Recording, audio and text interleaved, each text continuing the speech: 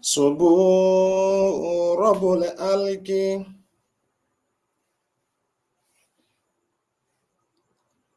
قدوس رب الملك مقدر لأجل في الغدل الله جل ثناؤه سبو رب الألك قدوس رب الملك مقدر لأجل في الغزل الله جل ثناؤه سبوء رب الألك قدوس رب الملك مقدر لأجل في الأزل الله جل ثناؤه أعوذ بالله السميع العليم من الشيطان المعروج الرجيم بسم الله الرحمن الرحيم إن العبد لله نعمده ونستعينه ونستغفره ونتوب إليه ونتوكل عليه ونعوذ بالله من شرور أنفسنا ومن سيئات أعمالنا من يهد الله فلا مضل له ومن يضلل فلا هادي له وأشهد أن لا إله إلا الله وحده لا شريك له وأشهد أن سيدنا محمدا عبده ورسوله أما بعد فالسلام عليكم ورحمة الله تعالى وبركاته. We give thanks to Almighty Allah, the Lord of the world, the creator of the creation, the most beneficent, the most merciful, the judge of the mankind, the king of the king. Wahdahu la sharika Allah. None can be compared to Almighty Allah, is the only one. Nothing after him is the one. Lahul mulku. Belongs to him the sovereignty. Wallahu alhamdu, and all praises should go to him only, to nobody else. Wassalatu wassalamu ala Sayyidina Muhammad. We seek the blessing of Almighty Allah upon the noble Prophet Muhammad sallallahu alaihi wasallam, his household, his Sahaba, the wife and the children of the Prophet, and whoever among the Muslims, including me and you, that follow the footsteps of the Prophet Muhammad sallallahu alaihi wasallam till the day of judgment. Amin ya Allah. Uyukum bi tayyatin mubarakatin. Salamun alaikum wa rahmatullahi ta'ala wa barakatuh. Wa alaikum salam. Akiwa pé kí àlàáfíà Ọlọ́run bá lékẹ́lá orí ajẹ́njẹ́ tán kí ó máa bá ẹnì kọ̀ọ̀kan wa gbé. Amin ya Allah. As we all know that every Friday, Nasfat Radio will always be on air this time around for the tafsir, enlightenment, and other educational program rather. So we are here again to enlighten you on the topic that even touch everybody. The topic we're talking about, nobody on this earth was said is free from that topic. So if you are not touched with the topic, definitely your father or your mother or who is around you will be among those that affected with the topic that we are going to treat today, inshallah. And the topic is polygamy. Polygamy, the causes, the consequences, and the solution. So on program with me here, we have our new uh, mother, sisters, and in person of Alaja Rashida Akioshola, inshallah. We still expect others, others people. We are expecting them, inshallah, to join us soon, so that they can do justice to the topic that we chose. So may God Almighty Allah be with our mothers, inshallah. Ọlọ́run dákun kó bá wa pẹ̀lú ẹnì kọ̀ọ̀kan yín, Ọlọ́run má fi yín sílẹ̀ o. Ọlá la ilaha illallah, ọlá la hawla wala quwwata illa billahi al-aliyyil azim. Gẹ́gẹ́ bí a ṣe mọ̀ náà ni pé gbogbo wa pátápátá topic tá a béèrè kò sẹ́ni tí ò kan. So we have the chance to call. If you have any question concerning the polygamy, the causes, consequences, and the solution, so ẹ jẹ́ kí a pè, we can call, we can make calls to ask the question. Àwọn tí wọ́n máa bá wa ṣe justice sí question náà wọ́n wà on ground, inshallah. So ẹni tó bá dẹ̀ tábà dẹ̀ wá béèrè, àwọn tó bá jẹ́ pé yes, we are unable, we are online, then you can type your question on the comment section. So inshallah, we are going to treat it, inshallah, once we see the question. So are free láti béèrè question gẹ́gẹ́ bíi pé ẹ̀kọ́ náà la wá kọ́ nínú program yẹn. Nígbà míì àwọn tí wọ́n ń wò wá wọ́n máa mọ̀ nípa question pàápàá ju àwa tá a náà fẹ́ sọ̀rọ̀ rẹ̀ lórí lọ. So kọ́lọ́n dákun kó wà pẹ̀lú ẹnìkọ̀ọ̀kan wa, inshallah. Wala hawla wala quwwata illa billahi al-aliyyil azim. Kó tó di pé a máa tẹ̀síwájú, màmá Albarka náà mọ̀ wọn.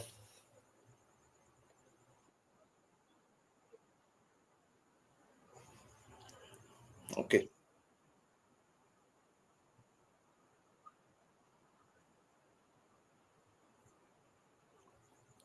Mi ò rí wọn.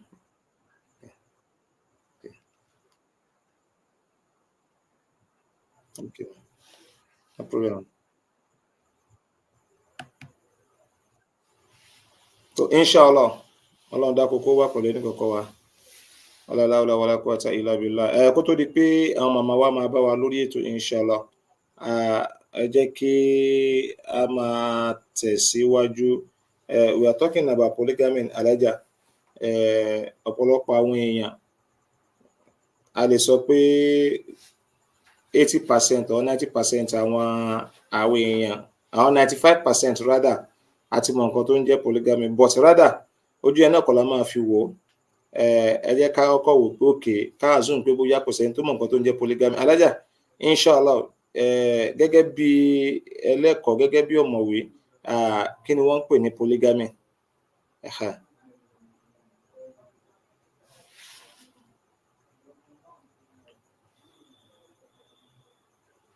Ẹ ti unmute.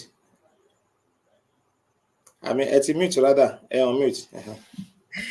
Assalamu alaikum wa rahmatullahi wa barakatuh. Wa alaikum salam wa rahmatullahi wa barakatuh. Alhamdulillah, la kulli ali, alhamdulillah, qabla kulli ali, alhamdulillah, ba'da kulli ali, alhamdulillah, rabbil alamin, wassalatu wassalam ala khairu halki, afdalul anbiya'i wa imamul mursalin, habibina wa sayyidina wa maulana Muhammad Rasulullah sallallahu alayhi wa sallam. Bismillahirrahmanirrahim. Qala rabbi shrah li sadri wa yassir li amri wahlul uqdatan min lisani yafqahu qawli. Subhanaka la ilma lana illa ma 'allamtana innaka anta alimun hakim. We give glory to Allah subhanahu wa ta'ala, the one and only, the one who was, who is, who will continue to be, the owner of the day of judgment, the owner of the day of accountability. Without him, we will not be here today. We adore him, we exalt him, we give glory to him as our Jalla. A dúpẹ́ lọ́dọ̀ Ọlọ́run ọba tó tún ṣọ́ wa rí ọjọ́ ìní, tó tún jẹ́ ká tún péjú, ká tún pèsè sí ni. Kò kí ń ṣe mímọ̀ ṣe wa, kò kí ń ṣe pẹ̀lú agbára wa, kò kí ń ṣe pẹ̀lú pé àwa la gbọ́n tán àbí àwa la mọ̀ tán. Ohun Ọlọ́run ọba nínú àánú ẹ̀ ló jẹ́ ká wà ní bíbáyìí. Àmọ́ lóore, a dúpẹ́ fún Ọlọ́run, k'Ọlọ́run kó gba àdúrà gbogbo wa kó má fi lè ṣe àṣemọ fún ẹnìkankan nínú gbogbo wa. Wọ́n sọ pé kí ni à ń pè ní polygamy in a nutshell. Kò sí nǹkan a lè sọ̀rọ̀ polygamy ká má sọ̀rọ̀ ìgbéyàwó. Pé kí ni ká kọ́kọ́ béèrè pé kí ló ń jẹ́ marriage gangan, because tí ò bá sí ó lè má sí pé bóyá polygamy máa wà. So kí ni marriage? Marriage is like a bond or like a contract between two people, a union between two people, mostly a man and a woman. Tí wọ́n consent pé tí wọ́n dẹ̀ wà of age, wọ́n wà matured, wọ́n consent, wọ́n dẹ̀ ṣe contract yẹn pé àwọn gbà láti gbé ara wọn ní ọkọ àti ìyàwó, láti bá ara wọn gbé, wọ́n wà committed sí ara wọn, wọ́n máa jọ gbé ìgbé àlàáfíà, wọ́n máa bímọ, wọ́n máa ṣe àwọn nǹkan tí Ọlọ́run pa wá láṣẹ láti ṣe. Àṣẹ Ọlọ́run ni pé kí a ní ká ṣe ìgbéyàwó. Ànábì wa Muhammad sallallahu alayhi wa sallam, àwọn náà fi ọwọ́ sí pé ẹni tí ò bá ti ṣe ìṣe tòun ni, ẹni tí ò bá ti ṣe kò sí nínú ìjọ ti tòun. Ẹni tó bá dẹ̀ ti gbéyàwó ó ti ṣe like 50% of his ẹ̀sìn. So kí ló wá dé tí tá à ní ṣe? So tá bá ti wá ń rí ìgbéyàwó, a máa rí bóyá polygamy. Polygamy yìí umbrella ni for 3 types of marriage. So under this polygamy, we have what is called polyandry, we have what is called polygyny, we have bigamy, and polygynandry, if I am not mistaken. So but umbrella yẹn polygamy ni. Kí ni wá ní polygyny yìí? Ìyẹn ni pé ọkùnrin tó ní ìyàwó tó pọ̀. Ìyẹn ló common ní àárín wa jù, pé àwọn ọkùnrin lè fẹ́ ìyàwó 2, 3, 4. Ìyẹn ni à ń pè ní polygyny. Polyandry yẹn, that is not common at all, and area tí wọ́n ti practice ẹ̀ tẹ́lẹ̀tẹ́lẹ̀, I think it's somewhere in India, Himachal Pradesh in India ni wọ́n ti practice ẹ̀. Ìyẹn ni pé situation tí obìnrin kan tó ní ọkọ púpọ̀, ọkọ 2, 3, 4. So it's not something that is common at all. So then polygynandry yẹn wọ́n pè yẹn ní group marriage. Group marriage, like group of people married to set of group of people. Ibẹ̀ náà láti rí bigamy, ẹni tó ti níyàwó àbẹ́ni tó ti lọ́kọ tó tún lọ ń fẹ́ lómi tó ti níyàwó àbí tó ti lọ́kọ, àbẹ́ni tó ti marry tẹ́lẹ̀tẹ́lẹ̀ tó náà tó wá ń remarry. So gbogbo irú àwọn nǹkan bẹ́ẹ̀ yẹn tó bá ti kúrò ní pé monogamy, pé ọkùnrin kan àti ìyàwó kan ó dẹ̀ ti ń di pé à ń rí polygamy, òun nìyẹn. Ó dẹ̀ common jù sí àwa Africans, like sub-Saharan area, especially West Africa. Ọ̀dọ̀ wa ní Nàìjíríà àti gbogbo wa tàti majority wa ti wá ó common gan ní àárín wa. So I think in a nutshell, nǹkan tí à ń pè ní polygamy òun nìyẹn. So ó ti kó ọkọ kan, ìyàwó kan. Alhamdulillah rabbil alamin. Fa jazakallahu khairan jaza. Ọlọ́run bá wa sọ yín lẹ́san. Now, sorry sir, ó dàbí wọ́n ní wọ́n wà ní backstage. It's only the host that can add me. Okay. Brian Keo. So Brian Keo wọn náà ń gbọ́ inshallah. Wọ́n máa iṣẹ́ lórí ẹ̀ pẹ̀lú gbọ́lọ́. So alhamdulillah rabbil alamin. Àwọn náà ni a ti gbọ́ lẹ́nu màmá wa inshallah. In fact, wọ́n bá wa kí not only the definition of polygamy she gave us, she even explained further what the polygamy means and what exactly gather together to make up the polygamy inshallah. Fa jazakillahu khairan jaza.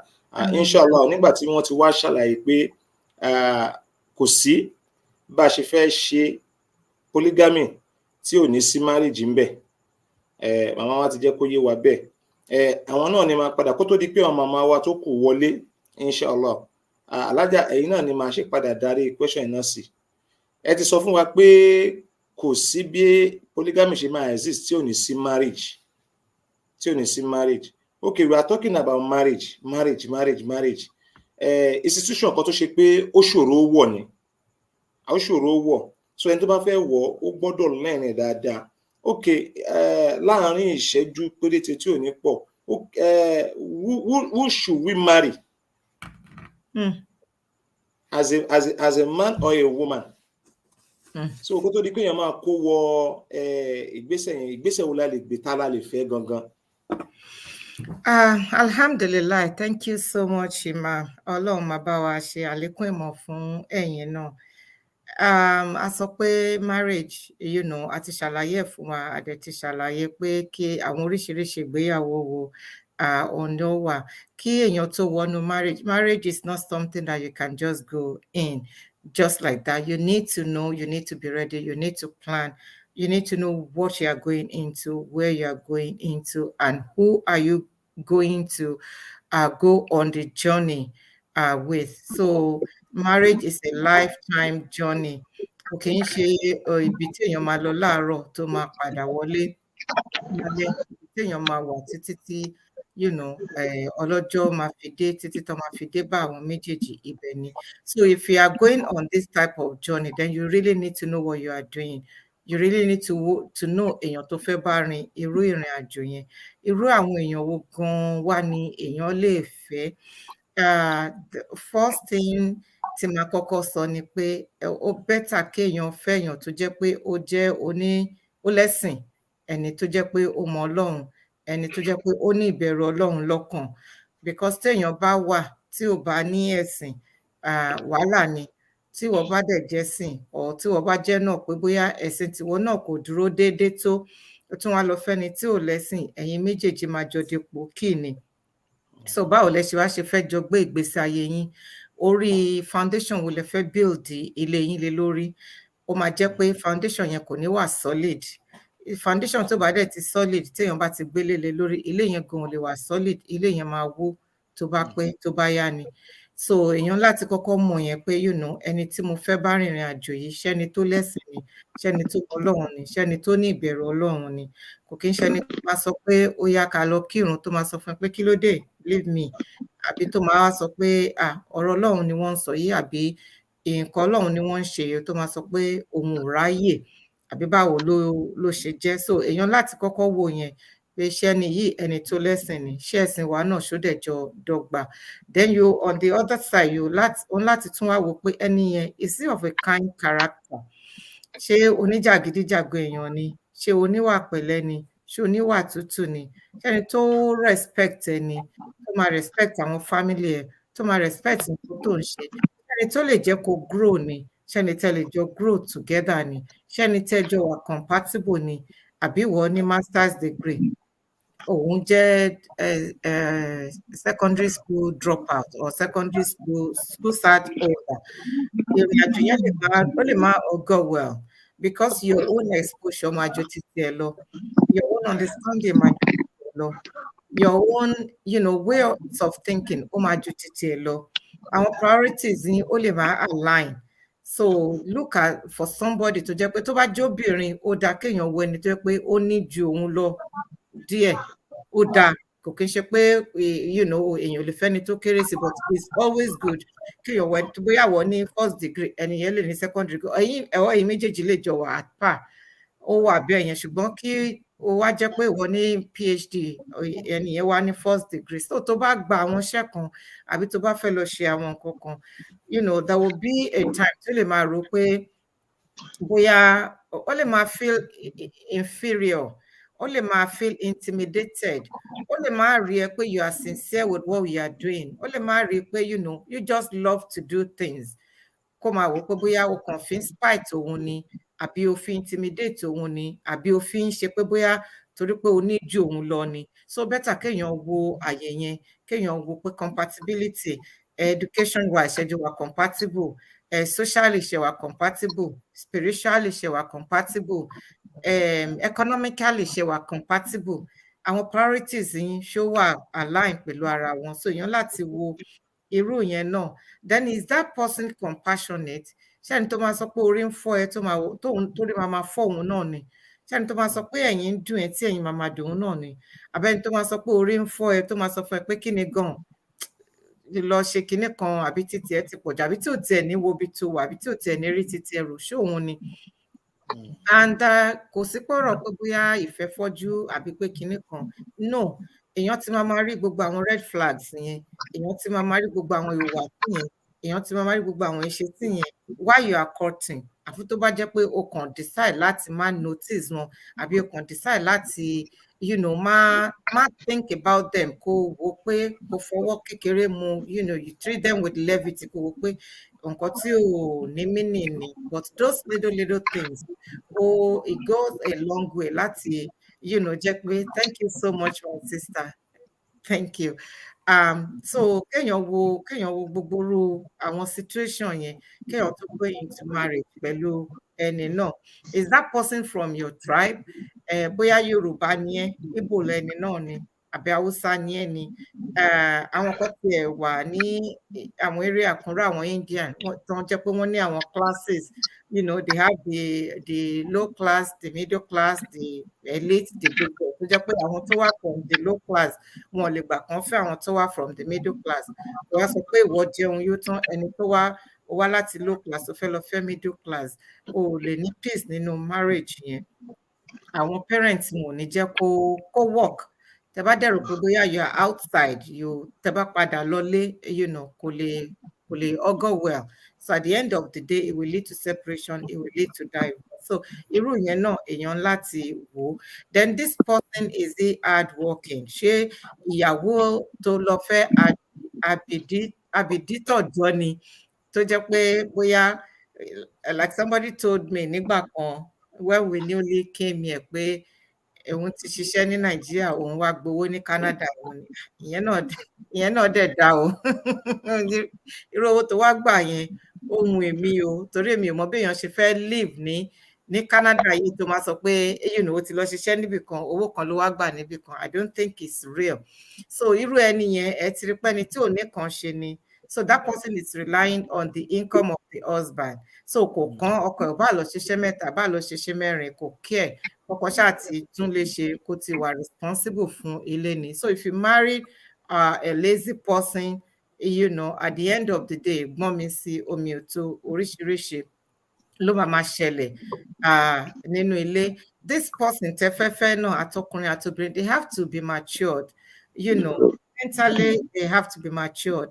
Socially, wọ́n láti get matured mind tó jẹ́ pé wọ́n á lè reasonably, wọ́n á lè tó jẹ́ pé kò kí ń ṣe ojú ìta nìkan ni wọ́n fi máa wo ọ̀rọ̀. Because ọkùnrin tó fẹ́ fẹ́yàwó ó ń láti jẹ́ pé ọpọlọ ẹ̀ pé dáadáa, kó lè manage ìyàwó yẹn, kó lè manage inú ilé yẹn. So ó wà responsible for the wife, ó wà responsible for the children, ó dẹ̀ wà responsible for the extended family too.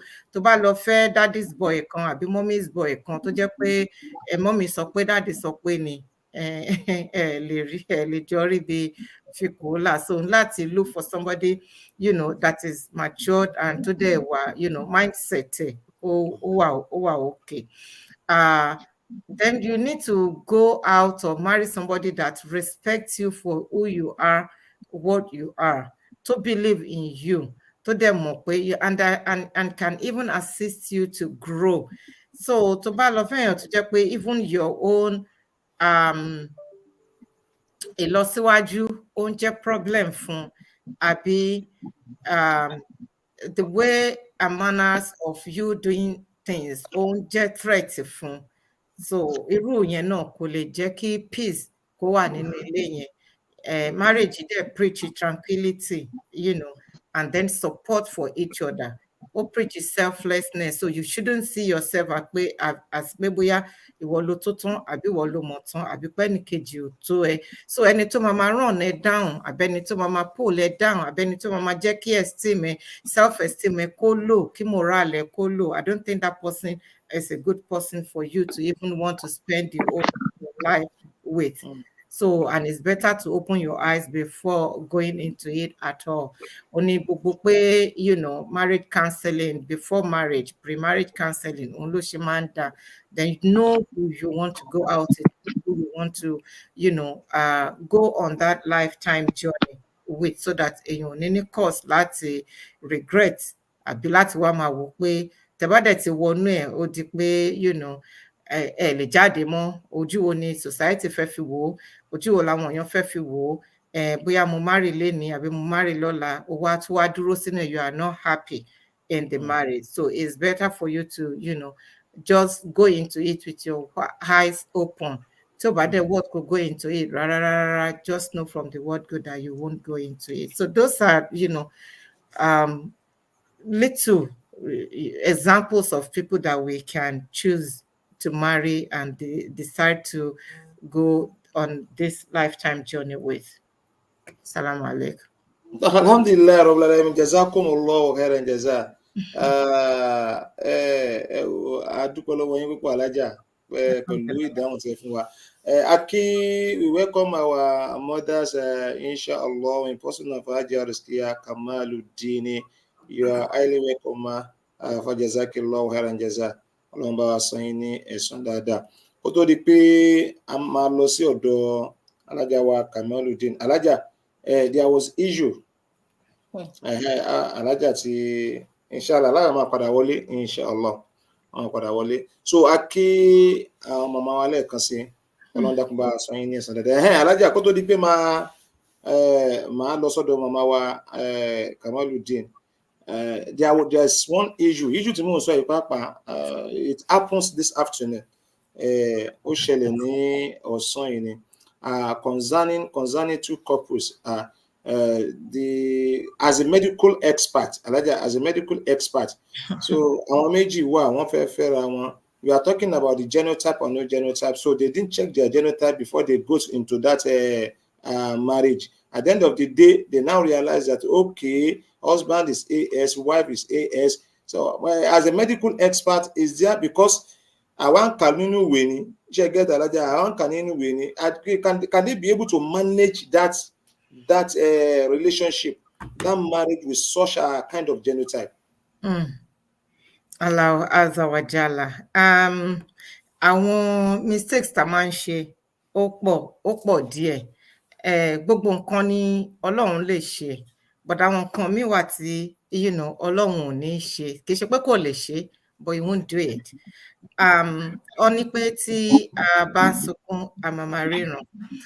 Tí wọn ò bá mọ̀, the world now, gbogbo wa ojú wa ti là nísìnyí. Gbogbo àwọn nǹkan yìí kò ń ṣe ayé ìgbà wọn bàbá àti ìyá wa tí ojú dúdú. Even nígbà yẹn gan, they don't know what is genotype. Wọ́n kàn rí pé wọ́n ń bímọ, ọmọ náà ń sick, wọ́n ń kú, wọ́n á máa sọ pé àbíkú kan ni, kòkómọ́ kan ni, àjàdí kan ni, kinní kan ni, kankan bẹ́ẹ̀ yẹn. But this time around, the awareness is there. Tàbá kàn fẹ́ fi etí ikún sí, òun ló kù. Kò sí nǹkan tí Ọlọ́run ò lè ṣe o, kò dẹ̀ sí nǹkan tí àdúrà ò lè ṣe. Èmi á sọ pé àdúrà tí wọ́n lè ṣe ni pé kán má bí SS tó bá possible. Because kò sí bọ́n ṣe fẹ́ ṣe tán bá bí, tó bá jẹ́ pé wọ́n bí ọmọ ẹyọ kan tọ́lọ́run dẹ̀ bá wọn ṣe tó jẹ́ pé ẹyọ kan yẹn Ọlọ́run ṣe fún wọn, ó jẹ́ AS, Ọlọ́run ò jẹ́ kó mú S àti S lọ́dọ̀ àwọn òbí ẹ̀ méjèèjì, tọ́lọ́run bá ṣe bẹ́ẹ̀ fún wọn, kò sí nǹkan tọ́lọ́run ò lè ṣe. But the truth is, unfortunately, there may not be a way around it. Because tí wọ́n bá bímọ, the possibility wà ń bẹ pé tí wọ́n bá bímọ méjì, ìkan náà lè jẹ́ SS. Possibility wà pé tí wọ́n bá bímọ mẹ́ta, ìkan lè jẹ́ SS, or méjì lè jẹ́ SS. There's that possibility. Then the thing tó tún ń ṣe nísìnyí ni pé probably tẹnìyẹn bá lóyún, ó ti ní àwọn gestational test kan tí wọ́n lè ṣe, tí wọ́n lè fi determine àwọn nǹkan kan. So if they determine, they say that, the baby will likely be an SS, so they can advise, because there are some instances to jẹ́ pé abortion may be proper for some reasons. Tó bá jẹ́ pé wọ́n ṣàwọn test kan tí wọ́n determine pé bóyá àwọn yẹn máa ní gestational issue, àbí wọ́n máa ní problem, àbí wọ́n máa rí bákan tó máa bí wọn. So the doctor may advise them, to do stuff. But mélòó lèèyàn fẹ́ ṣe? You understand? So irú yẹn ó rí bẹ́ẹ̀ yẹn. So tán bá dẹ̀ wá bí ọmọ, wọ́n lè manage ẹ̀ nísìnyí. Technology ti advance dáadáa nísìnyí tó jẹ́ pé, there are some medications wọ́n lè ṣe àwọn bone marrow transplant, wọ́n lè ṣe àwọn oríṣiríṣi nǹkan. But when you look at the cost, you know, of gbogbo àwọn nǹkan yẹn, you look at the time, then you look at even the life of the child too, you know, that you are bringing this. Ẹ̀yin lẹ pé ọmọ yẹn lẹ ń pé bọ̀ wá sínú ayé, ọmọ ọlọ́mọ kò mọ nǹkan kan. So if you are subjecting that child to gbogbo irú àwọn nǹkan bẹ́ẹ̀ yẹn láti ìbẹ̀rẹ̀ ayé ẹ̀, kí ni nǹkan tá fẹ́ gbà nínú ẹ̀? So tí wọ́n bá jẹ́ AS tó bá jẹ́ pé ọ̀rọ̀ wọn ò tíì jìnnà jù, tí wọn ò tíì fẹ́ra wọn, I just from my own ọgbọ́n ọmọ kékeré ti tèmi, I personally would say they should part ways. You know, I personally, you know, it's just my own recommendation. It's not that it is mandatory or is binding, or it's not that, you know, if they have the wherewithal, tí wọ́n wà buoyant, tí wọ́n lówó, tí wọ́n dẹ̀ mọ̀ pé, you know, they are ready to stand by each other. Kò ní sí pé when those problems are arising, the man will be like, wàhálà ti pọ̀ jù, àbí gbà yẹn ló fẹ́ lọ rò pé ìyẹn gan-an ló fẹ́ gbé kó lọ fẹ́ ìyàwó èmi pẹ̀lú nǹkan tá a fẹ́ discuss yẹn nísìnyí. Maybe the reason. But do you think about it nígbà tẹ́ ń lọ sílẹ̀ that, you know, you both knew about this and you promised to stay with the person, you know, throughout gbogbo nǹkan yẹn? So ṣe máa wá dé àárín ọ̀nà ó máa sọ pé kò rí bẹ́ẹ̀ mọ́, or what do you intend to do? So ó máa ń dùn sọ láti bẹ̀rẹ̀ pé we are in it together, I will support you, we will do this, we will do that. But tó bá ti ṣẹlẹ̀ tán, kò kí máa ń easy, ó wà emotionally draining, ó wà mentally challenging for the couples and fún ọmọ yẹn gangan náà. You want to be going in and out of the hospital ní gbogbo ìgbà pé ọmọ sick, ẹ fẹ́ lọ ra oògùn, àbẹ́ fẹ́ ṣe lè, àbẹ́ fẹ́ ṣe títọ̀ ọ̀hún. You understand? So, but technology ti advance. Tó bá jẹ́ pé wọ́n ti marry ara wọn, tán dẹ̀ love ara wọn, there are things tó jẹ́ pé wọ́n lè ṣe tó bá jẹ́ pé wọ́n ní irú àwọn ọmọ yẹn, you know, wọ́n kàn ní láti talk to their family doctor láti lè guide wọn, maybe through the pregnancy, after the pregnancy, you know, gbogbo pediatrician kankan wọn á lè tètè máa take care irú àwọn ọmọ bẹ́ẹ̀ yẹn láti lẹ̀. So ó lè reduce crisis fún ọmọ yẹn, ó dẹ̀ lè jẹ́ kó má ní wàhálà tó pọ̀ tí wọ́n bá lè tètè mọ, you know, àwọn ìgbésẹ̀ tí wọ́n lè gbé from the get-go. Salaam Alexa. Alhamdulillah Rabbil Alamin. Dúpẹ́ lọ́wọ́ alájà wa ọ̀lẹ́, Ọlọ́run bá wa san yín ní ẹ̀san dáadáa. Ọlọ́run bá wa san yín ní ẹ̀san dáadáa. Òun náà lè gbọ́ lẹ́nu àwọn màmá wa yẹn. Àwọn bàbá wa ńlẹ̀ Yorùbá wọ́n máa ní ìmọ̀ ló làdínì, wọ́n ní ọgbọ́n ògbé. Kì í ṣàdínì nìkan ṣoṣo ń sìn yun. Ìmọ̀ ló ní ilé ayé ń sìn gan, ọgbọ́n ògbé mọ́. So kọ́lọ́run bá wa san màmá wa ní ẹ̀san dáadáa. Inshallah, màmá wa Kamaludeen, inshallah, ẹ dákun, alájà ti ṣàlàyé polygamy fún wa gẹ́gẹ́ bí eléyìnbó, gẹ́gẹ́ bí alákọ̀wé. Ẹ dákun, lórí ọ̀rọ̀ tá a wà ńlẹ̀ yìí, can you please explain, just give us the Islamic perspective of that polygamy?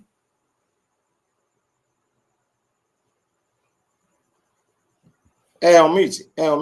نعم أعوذ بالله من الشيطان الرجيم بسم الله الرحمن الرحيم الحمد لله على نعمة الإسلام وكفى بها نعمة والصلاة والسلام على المبعوث رحمة للعالمين المتمم به النبوة وعلى آله وأصحابه ومن والاه رب اشرح لي صدري ويسر لي أمري واحلل عقدة من لساني يفقهوا قولي. أما بعد السلام عليكم ورحمة الله وبركاته. I apologize for coming in late, and I've spoken to Alaja before. Alhamdulillah, I'm able to make it.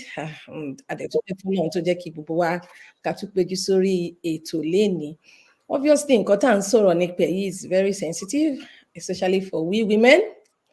It's controversial. In most cases, it's not really controversial in itself, inherently, but because of Biashenri, we still have to go back to Islam, right? I'm very happy with that. It is clear to saying kí ni ojú tí Islam fi wò ó.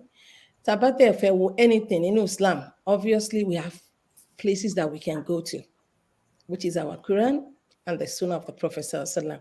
Ǹjẹ́ a ti rí kà rárá? Ǹjẹ́ a gbọ́ ní anywhere? Ǹjẹ́ a ti mọ̀ pé a ní any get go àbí we have any indication pé okay nǹkan tí ó ṣeé ṣe ni? And you know, this ayah is very very common. Táwọn àfáà máa ń kà fún wa ní gbogbo ìgbà tí gbogbo wa náà dẹ̀ ti gbọ́, even though sometimes tó bá ṣe fẹ́ ń wà ká gbọ́ la ṣe máa gbọ́, kọ́lọ́n kó kún gbogbo wa, especially àwa obìnrin àtàwọn ọkùnrin náà, because àgbọ́yé ẹ̀ ṣe pàtàkì. Now, Islam ò fojú aburú wo polygyny. I will try to say polygyny in the sense that polygamy can mean, especially nínú ayé tá wà nísìn, ká yà là dáadáa. Polygamy can actually mean èèyàn kan tó ní more than multiple spouses, and it could be a male or a female. But ìtí Islam gbà láyé òun ni polygyny, which is polyandry is totally nothing to discuss when it comes to Islam. But polygyny, yes, we are allowed to do that. Gbogbo wa mú àyà yẹn tí Ọlọ́run bá ọba lékè ọlá fi bá gbogbo wa sọ̀rọ̀, not ọkùnrin nìkan àtàwọn obìnrin náà. Àwọn afáàmà sábà ń kà púpọ̀ pé Ọlọ́run bá lékè ọlá ní nínú Suratul Nisa, ibẹ̀ láti máa rí àyà yìí. It's interesting that it's actually in Suratul Nisa. Ọlọ́run bá tó mọ ètò tó ni. فانكحوا ما طاب لكم من النساء مثنى وثلاث ورباع فإن خفتم ألا تعدلوا فواحدة. Àyà yìí a máa ń sábà ń kà, àwọn afá máa ń kà fún wa ní gbogbo ìgbà tó máa ń jẹ́ ká mọ̀ pé Ọlọ́run bọba tó dá wa tán, tó mọ̀ wá tán, tó rí wa tán, ó gbà á, ó ṣe ní ìrọ̀rùn. Lóòótọ́ àlọ́kòtà àyà yẹn within an àyà ni, torí ó níbi tó ti ń bọ̀. Ẹ̀yin ọkùnrin, you are allowed to marry 2, 3 or 4 women at the same time, simultaneously. Wọ́n wà lọ́ọ̀dẹ̀ yín lẹ́ẹ̀kan ṣoṣo, lẹ́ẹ̀kan náà papọ̀. Bí Islam ṣe gbé kalẹ̀ nìyẹn pé yes, ó ní ẹni àǹfààní àti ṣe bẹ́ẹ̀, but tó fi condition sí. Condition náà ni pé kẹ́rí déédéé ṣe. Condition náà ni kẹ́rí déédéé ṣe. Lóòótọ́ àwọn obìnrin máa ń sábà lọ́wọ́ kò lè ṣe déédéé, kò sí bó ṣe fẹ́ ṣe déédéé.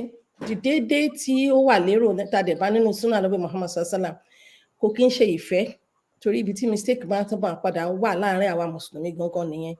Kò kí ń ṣe ìfẹ́, nítorí pé ìfẹ́ Ọlọ́run ti sọ fún wa ní àyà mi pé àmì òun Ọlọ́run bá ní. Ibi tó bá dẹ̀ wọ́n náà ló máa ń fi sí fún yàn. This thing is good does not mean that is what I want. Kò kí ń ṣe ìfẹ́. Ìfẹ́ is not nǹkan tẹ́nìkan ní agbára lé lórí. Even àwa tá jẹ́ ìyá tá bímọ ń sìn. Láàárín àwọn ọmọ tá a bí, we will not be able to say gbogbo wọn báyìí dọ́tí mo ti bí wọn bá bákan náà rí. We will try our best to show pé yes, gbogbo wọn rí bákan, àmọ́ náà máa ń fi síbì kan ju ibì kan lọ.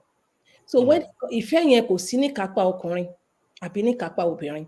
So nǹkan tí Ọlọ́run bá dẹ̀ fi sí wa ní kápá kò ní judge wa lé lórí, but he will judge anybody tó bá fẹ́ practice polygyny láàárín àwọn ọkùnrin wa ní déédéé material, déédéé time, déédéé ìgbàláyè, déédéé as humanly possible, because you can only try. You will try your best. Bí Ànábì Muhammad sallam bó ṣe pé tó, bó ṣe jẹ́ pé ẹni tá a máa gbà fún tá a tẹ̀lé ni within the wives, nínú ìtàn, nínú sírọ̀ pé nígbà tí ó kò ń ṣe, because he practiced both, right? Kò ń ṣe ìgbà tó wà pẹ̀lú ìyàwó Khadija, nígbà tó wà tó di pé ó ní àwọn multiple wives. All of us nínú ìtàn, we will be able to tell, we will be able to read it, we will be able to know that he loves Aisha ju àwọn tó kù lọ. Àmọ́ pẹ̀lú bó ṣe fẹ́ràn Aisha tó hàn kó fẹ́ràn ẹ̀ tó, a fẹ́ ṣe déédéé láàárín wọn, láàárín tí nànà wa tó bá ṣe jealousy action kan á tètè dá padà kíákíá pé àyà yín ó kàn rí bẹ́ẹ̀ ni. So ibi tí ìyàpẹnu máa ti ń wà fún ọ̀pọ̀lọpọ̀ ni pé ṣó lè ṣe déédéé, àmọ́ déédéé yẹn ká tún rò dáadáa, kò kí ń ṣe déédéé ìfẹ́ o, torí ẹkùnrin yẹn kọ́ ló ní kápá mo fẹ́ràn ìkànjù kan lọ, Ọlọ́run ló ń fi yẹn síbẹ̀. Àmọ́ déédéé àsìkò, déédéé equal treatment, déédéé kéèyàn ṣe dáadáa láàárín àwọn méjì àbí láàárín àwọn mẹ́ta àbí láàárín àwọn mẹ́rin tí Ọlọ́run tó bá dà sí ẹnìyẹn lágbọ́dá tó fẹ́ ṣe. Àmọ́ bí Islam ṣe wá gbé kalẹ̀ náà tó, kò ṣe é ní dandan o. Torí sometimes people tend to say pé torí pé mo ti ní ìgbàláyè yìí, it is dandan ni. Kò ṣe é ní dandan. It's not obligatory that you have to do it. because Ọlọ́run bá gan fi sí condition sí tó o bá lè ṣe déédéé àmọ́ tó o bá lè ṣe déédéé in fact Islam nìkan ni ẹ̀sìn tó fẹ́ lè sọ pé lọ fẹ́ ìyàwó kan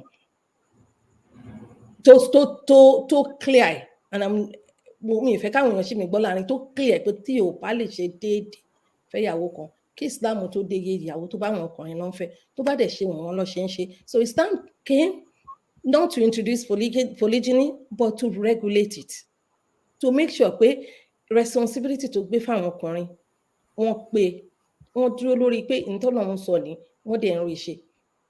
If we want to think about polygyny, personally, I always believe it is for us women.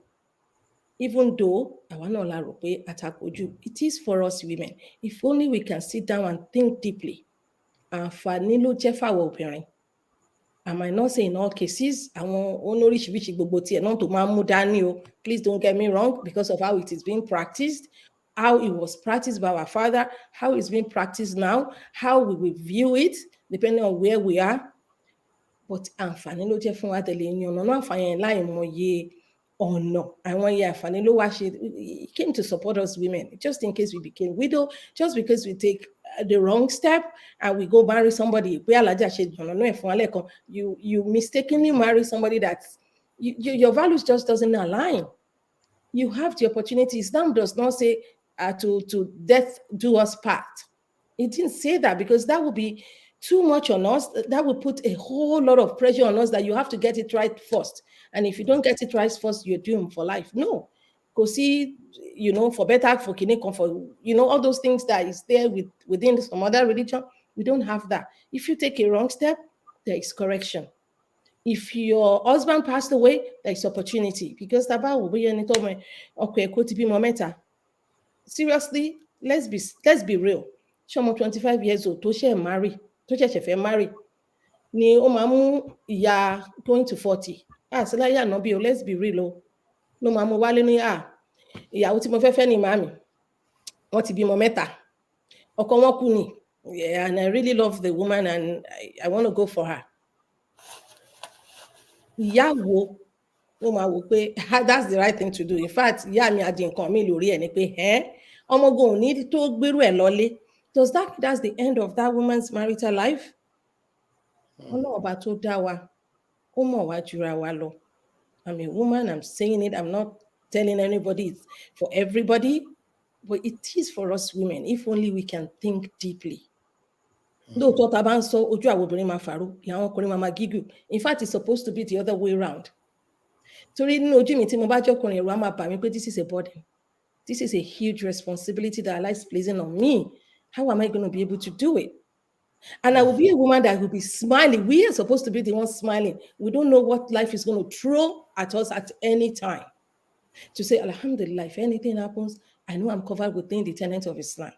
I know that Islam will look after me. Allah that created me will look after me. Then I will be happy. But it is always the other way around. Because àyà kan wà tí gbogbo wa láti mú dání kò sí topic tá fẹ́ sọ̀rọ̀ lé lórí. In fact, the 2 ayahs, I quote them like all the time. Tíyàn náà tẹ́ gbọ́dọ̀ lò fúnra rẹ̀ ni, èèyàn gbọ́dọ̀ máa lò fúnra rẹ̀, kó máa lò fúnra rẹ̀ ní gbogbo ìgbà pé Ọlọ́run ọba lékè ọlá sọ pé tí Ọlọ́run ọba o àti ànábì o táwọn bá ti gbé ètò kan kalẹ̀, it is not befitting. It kò tiẹ̀ tọ́ fún mùsùlùmí kan ni. Ayẹ̀kúlẹ̀ láwọn mọ̀lẹ́kí yàrá mi náà múríhìn kó tún wá ní pé but you see ṣùgbọ́n ká máa wá bọ́lọ́run ọba wa drag ẹ̀. It shouldn't be. In fact, tó bá ṣì nira fún wa, we should then think, Ọlọ́run ní èdè kólófì sílé mi káàfà. It's not going to happen to everybody. Àmọ́ nínú ẹ̀mí wa lọ́hùn, èdè kólófì sílé mi káàfà. Ẹ jẹ́ ká wọnú Islam tán pátápátá. Ẹ má yẹ ká ṣe cherry picking. Ilé rọ̀ mí lọ́rùn mú, ilé yóò rọ̀ mí lọ́rùn mú jù sílẹ̀. That's not the preaching of Islam. Even tí ẹ̀mí wa bá kọ̀ gẹ́gẹ́ bí èèyàn, kò ń ṣe pé problem tó wà ní ẹ̀lẹ́ ní kí n sọ́nsìn ní bó ṣe kàn rárẹ̀ lórí. There are so many issues. It is very complex. I'm not saying it's that straightforward. But Islamically, it is allowed. It is for us women. I will argue that forever. It is for us women. It is not against us. It is for us.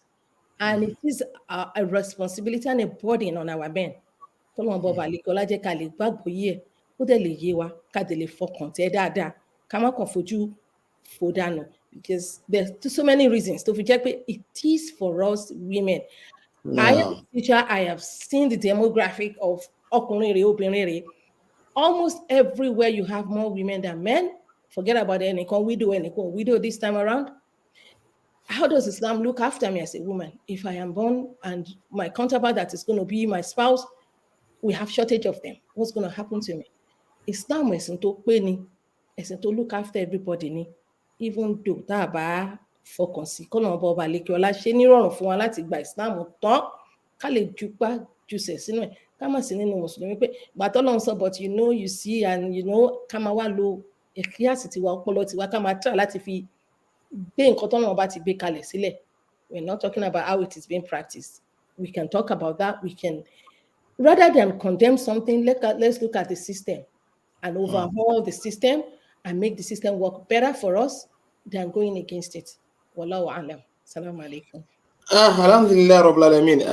Nígbà tí màmá wa tí wọ́n ń ṣàlàyé nǹkan tó ń jẹ́ polygamy ní inú Islam, ojú wo ni Islam fi wò, òun ni màmá Albarka Modern Islam Alhaja Bushra Adeola, àwọn náà wọlé. Akin, you are highly welcome ma. Ọlọ́run wa san yín ní ẹ̀san dáadáa. La hawla wala quwwata illa billah.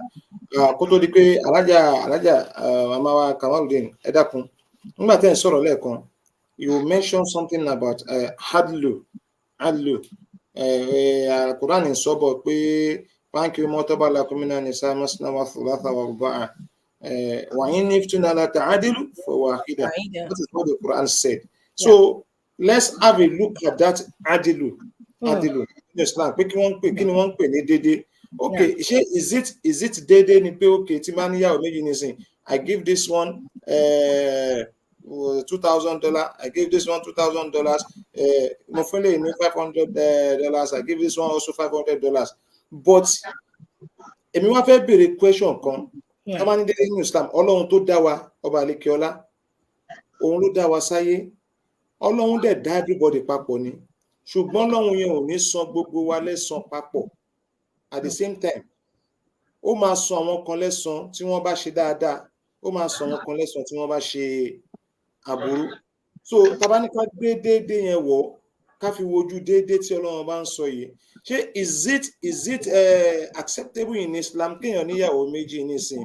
So ìyàwó kan is very ó rọ̀ pátápátá fún ọkọ, ó ṣe gbogbo ẹ̀, nǹkan tọ́kọ bá fẹ́ ló ń fún, ṣe everything. Ìkejì kò rọ̀ fún ọkọ, tọ́kọ bá fẹ́ wọnú ilé báyìí wàhálà máa dé ní, ẹrù á dẹ̀ máa bá ọkọ láti wọnú ilé. Ẹ dákun, ṣé nǹkan kan náà, the same ìwà náà, déédé kan náà ni kí ọkọ máa ṣe sọ́wọ́ méjì? Right. As with that, now, Ọlọ́run fún mi sọ. Déédé lọ́lọ́run sọ pé kí àwọn ọkùnrin ṣe. If you cannot do déédé, honestly, sometimes when we look at Islam and we look at the way we do things, Islam will sọ pé ká máa gbé inú marriage nira in the first place. Maybe I will put that straight. The essence of marriage itself, the teskunu ileya, mawaddatan wa rahma. If these things are not there, whether it is one, whether it is multiple, whether it is within that husband and wife, tí gbọ́n mi sí omi ò tó bá wà, Islam ò ní ká fílẹ̀ ká máa live ẹ̀bẹ̀ o, kò ní ká máa gbé àròrò kan àròrò ẹ̀dìyẹ o. I want to go back to that thought because we need to fix something before we get to another thing. You understand that? Not even comparing the two now. Not even comparing. You fix it or you let go. Fix it. It's not going to fix it. We have forgotten the essence of marriage in itself.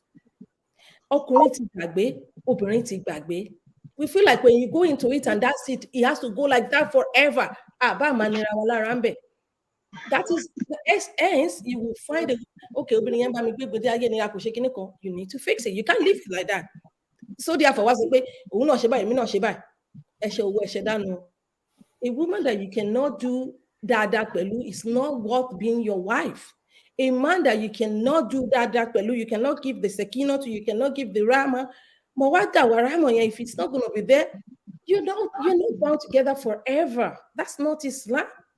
And that is why we're getting it wrong. We are raising kids in toxic environment, and they're now producing forever sínú society.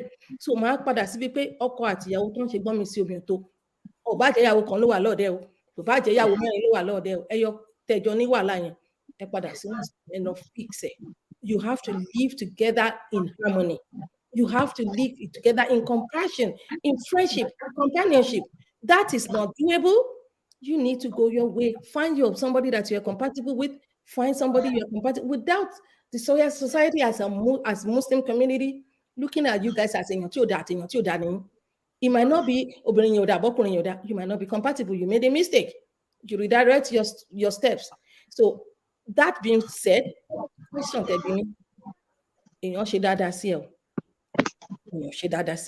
you would do your best to be the man you're supposed to be. Bá jẹ́ bó ṣe ń wọlé lílé sáré bẹ́ẹ̀ bọ́fìlà ló ń kó bàtà sílẹ̀ ló ń gbọ́n síwájú torí Ọlọ́run kó ṣàánú even ẹni tó ń ṣe yẹn náà àníyàn wo náà ló fi ń ṣe nígbà míì gan àníyàn competition ló fi ń ṣe so dẹ̀ ni kò ní ládà kan tí ó gbà. Last thing, do you understand what I mean? Like ẹlòmíì náà kọ́nà ṣàánú àwọn obìnrin a ní oríṣiríṣi lọ́wọ́. You guys don't know how much we pay attention to nuance. Lọ́wọ́ ọ̀dà ọkùnrin bẹ́ẹ̀ àwa máa nitty gritty every tiny little bit we know what we're doing. Obìnrin tó wà bàtẹ ní tó wà mẹ́ kó ní kálukú tún àníyàn ẹ̀ ṣe torí pé ọ̀dọ̀ Ọlọ́run bá là ń ṣe àfẹsẹ̀ Ọlọ́run látara ara wa ni ọ̀dọ̀ Ọlọ́run láti máa gbà ládàá wa. So ìwọ tó wà ń bẹ̀ do what you suppose what to serve your man, respecting your reward from Allah. If you find the man is doing something wrong to you, solve it. So, but please, you still have to do your daily. You spend the same time, you spend the same money, it doesn't matter. And one more thing, equality to see equity. You have to think about that. Equity is given what is necessary for each person, what she needs. See, you know what I mean? Like, okay, your consent, actually bí ilẹ̀ Yorùbá ló máa ti ń ṣe ìdígi okay kan bímọ mẹ́fà fún ẹ kan bímọ mẹ́rin fún ẹ wá ní lóṣooṣù déédéé la máa ṣe wọ́n gba 2000 wọ́n gba 2000. It doesn't work like that. Àwọn ọmọ láti gba tiwọn lọ́tọ̀ àwọn èèyàn láti gba tiwọn lọ́tọ̀. So the woman that has so many kids, you're not going to give the same. That is not déédéé. Kó wá ní mo ṣe déédéé ni èmi àsọkọ ìyàwó lè gba 2000 ìyàwó lè gba 2000. That other woman needs more than 2000 because she has more mouth to feed, more mouth to clothe, more, you know. You have to be there, and you cannot say tí bá dọ́dọ̀ ilé bá ọkàn mi kàn máa ń balẹ̀ ní inú mi kàn máa ń dùn ní. So therefore wọ́n máa lo ọ̀sẹ̀ méjì lọ́dọ̀ eléyìí bá ti lọ́jọ́ méjì ó ti tán nìyẹn. Ó ti ń ìlọrin àná ó ti ń jìntà ó ti ń jàǹbá ara ẹ because ó lè jàǹbá Ọlọ́run. You will be better off to actually have èèyàn tó mọ̀ pé ọkàn yìí ló tó fún mi ní ìsinmi nǹkan tí mò ń pè ní marriage. Just be with that person and let go of the person that you are holding on to our life and ẹjọ́ ń gbé ìgbésí ayé kárajọ ni wá. That's not what Islam says. Kọ́lọ́run jọ nínú àánú ẹ̀kọ́ kò gbogbo àmọ́ṣe àti àwọn ọkùnrin àti àwọn obìnrin. I hope I answered your question, sir. Exactly. There's one point tí mo dì mú nínú ọ̀rọ̀ alájà tí mo dẹ̀ fẹ́ kí gbogbo wa náà ká dì mú. Mo dì mú dáadáa pé equality is different from equity. In fact, a vital point. So a question tí mo béèrè gangan ẹ fún lámà níbi ibi point yẹn gan. Equalities are different from equity. Bàbá wa kan láàrin iwájú àlè wọ́n ní great answer fún jazakillahu khairan jaza Ọlọ́run bá wa sọ yín ní ẹ̀san dáadáa. Àmọ́ wa alájà Bushra Adéọlá inshallah ẹ dákun gẹ́gẹ́ bá ṣe mọ̀ pé gbogbo nǹkan tí Islamic perspective ní màmá wa Kamaludin ni wọ́n fi wo kíní ìsìn, but àwọn western world náà tí Islam bá fojú kan wo nǹkan kan western world náà tún fi ojú kan wo. Alájà màmá Bushra Adéọlá ẹ dákun ojú wo ni western world gangan ojú wo ló fi wo polygamy? Naam. Assalamu alaikum wa rahmatullahi wa barakatuh. Wa alaikum salam wa rahmatullahi wa barakatuh. A'udhu billahi minash shaitanir rajim. Bismillahir rahmanir rahim. Ashhadu an la ilaha illallah wahdahu la sharika lah wa ashhadu anna Muhammadan abduhu wa rasuluh. Allahumma salli ala Muhammad wa ala ali Muhammadin wa sallim. Alhamdulillah rabbil alamin. Ọpẹ́ ni fún Ọlọ́run Ọba. A tún dúpẹ́ lọ́wọ́ Ọlọ́run Ọba lẹ́ẹ̀kan sí. Àwa dé ọpẹ́ ládé kọ́lọ́run Ọba kí ó má ṣàì gba ọpẹ́ wa. Alhamdulillah. Ọpẹ́ ni fún Ọlọ́run and pé a tiẹ̀ decide pé a fẹ́ ṣe program yìí Ọlọ́run bá dẹ̀ jẹ́ kó rọrùn fún wa. And tí a bá wò without doubt, the issue of polygamy, issue kan ni tó jẹ́ pé ó ń jà rànyìnrànyìn ńlẹ̀, not just now, it has been there for a long time. And tá a bá sọ pé one of those things tó jẹ́ pé àwọn West tí wọ́n fi ń bá Islam jà, there are some issues that they cannot explain, and through that they are using it to attack Islam. Polygamy is one of them. Among the West, the first problem tí West ní ni pé they don't even believe that women have soul. Wọn ò rò pé bóyá Ọlọ́run bá tiẹ̀ fún wa lẹ́mìí rárá. They research into that for a long time. At the end of the day, nǹkan tán find out lọ́dọ̀ tiwọn, wọ́n rí i pé okay, obìnrin lẹ́mìí lóòótọ́. But they concluded that actually nǹkan tọ́lọ́run bá torí ẹ̀dá obìnrin ni pé kó wá jẹ́ olùrànlọ́wọ́ fọ́kùnrin. So and that is why in the Western world, a woman cannot stand alone. You are dependent throughout your life because they believe originally that a woman cannot just stand alone. So, and that is why there was no time the West support polygamy. All because monogamy has all the goodies for the men. In the sense that tí ọkùnrin bá sọ pé òun fẹ́ yàwó kan, that is official marriage. The West allow the man to have different concubines. He can go out and enjoy himself as he likes. Ó tiẹ̀ lè decide láti má marry, but I enjoy her. In the Western world today, you see men. There was one time I heard on the internet, the man was confessing, and he was making it proud. But presently, as at that time, he has impregnated over 300 women. And how did he do it? He will just go and donate his sperm into the sperm house, and they will give him the results. Pé sperm ẹ o àti fún obìnrin mẹ́wàá ní month yìí o, ní next month àti fún wọn ní 20 o. So as at the time he was talking, he was making proud, and he was even telling the whole world that he's even ready. Women that are ready to take from his sperm, that is so fertile and is so productive. Where the sperms has gone, it doesn't care. Because the West today doesn't want to be responsible. And that is why Islam and the West are not at par. The West, there was no time to support polygamy. Islam àti Western world, àwa ní two extreme ends ni. Torí pé nǹkan tó ń fẹ́ ni pé kọ́kùnrin jayé orí ẹ̀ to the last.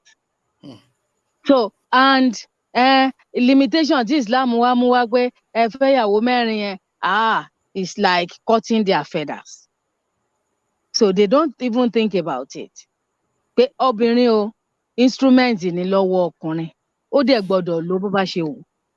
So the issue of marrying more than one wife and giving them the same rights, giving them, being responsible to them, taking care of them, housing them, clothing them, giving them food, and feeling responsible is not part of the thinking of the West.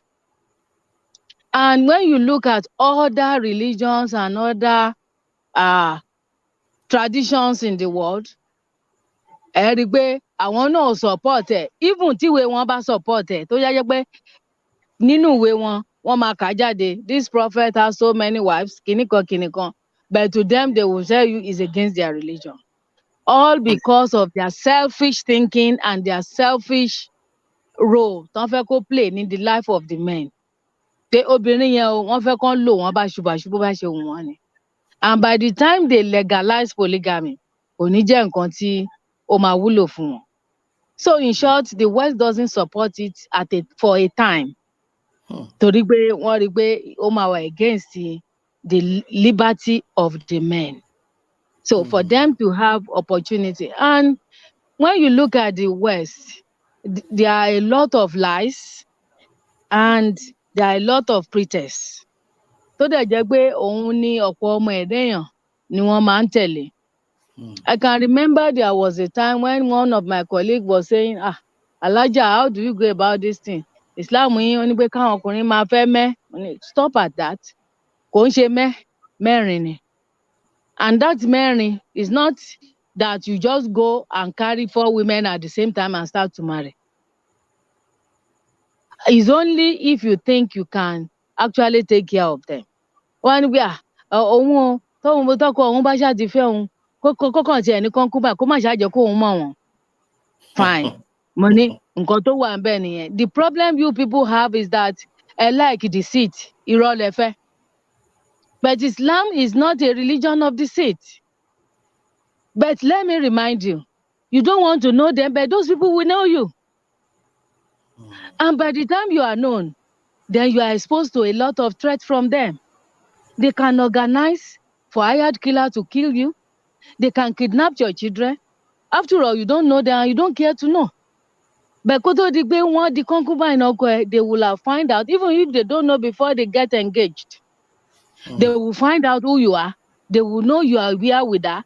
How are your children doing? Where are they living? Which school are they going? But you don't care to know anything about her. And by the time she descend on you, then you'll be caught unawares. And the man that is telling you, I love you, I don't want to hurt the feeling of my wife, you find out he will not be there to help you.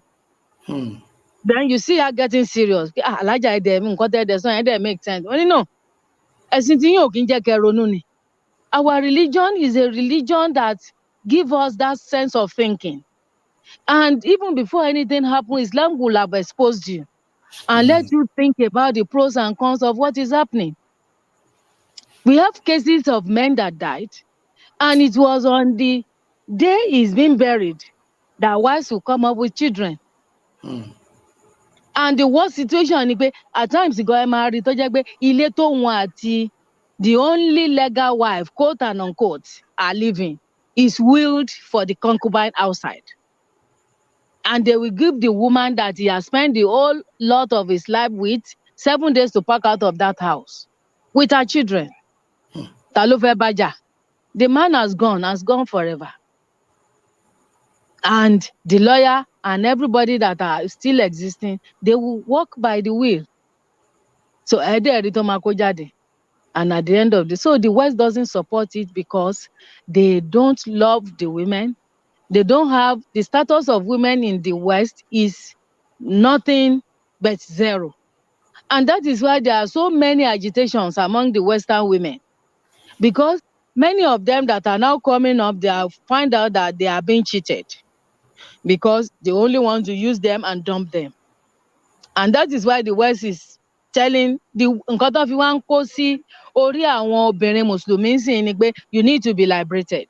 Because the first thing they will tell you is that your husband is cheating you. Can he allow you to marry another husband? Is it possible? If you cannot marry another husband, how can he go on and marry another wife? But there are so many reasons for polygamy, which are very, very realistic. So my brothers and sisters, the West doesn't support it because of this foundation of their understanding. And they will never support it because at any point in time, it will be uncontrollable. It's like misuse any. Grip with Islam lórí àwa Mùsùlùmí, the West doesn't have it on its people. And that is why when you talk about polygamy, it's not an issue that you can discuss along the same line with that of Islam when you talk about the West. Alhamdulillah Rabbil Alameen. Islam and the West were on the two ends. Inshallah. Fa jazakillahu khairan jaza. Ọlọ́run bá wa san yín ní ẹ̀san dáadáa. Ọlọ́run bá wa san yín lẹ́san o. Gbogbo àwa tí a wà lórí ètò, ẹ bá wa sọ fún àwọn èèyàn, ẹ bá wa share fún wọn káwọn náà lè ti wọlé kí wọ́n wá kọ́ ẹ̀kọ́ lọ́pọ̀lọpọ̀ yẹn dákun torí Ọlọ́run ẹ ńlá lélẹ̀. Ọlọ́run bá wa san màmá wa ní ẹ̀san. Inshallah màmá wa Alájà Rasheedat Akéwúṣọlá, Alájà ti jẹ́ kó yé wa ní ìsìn how the West view polygamy.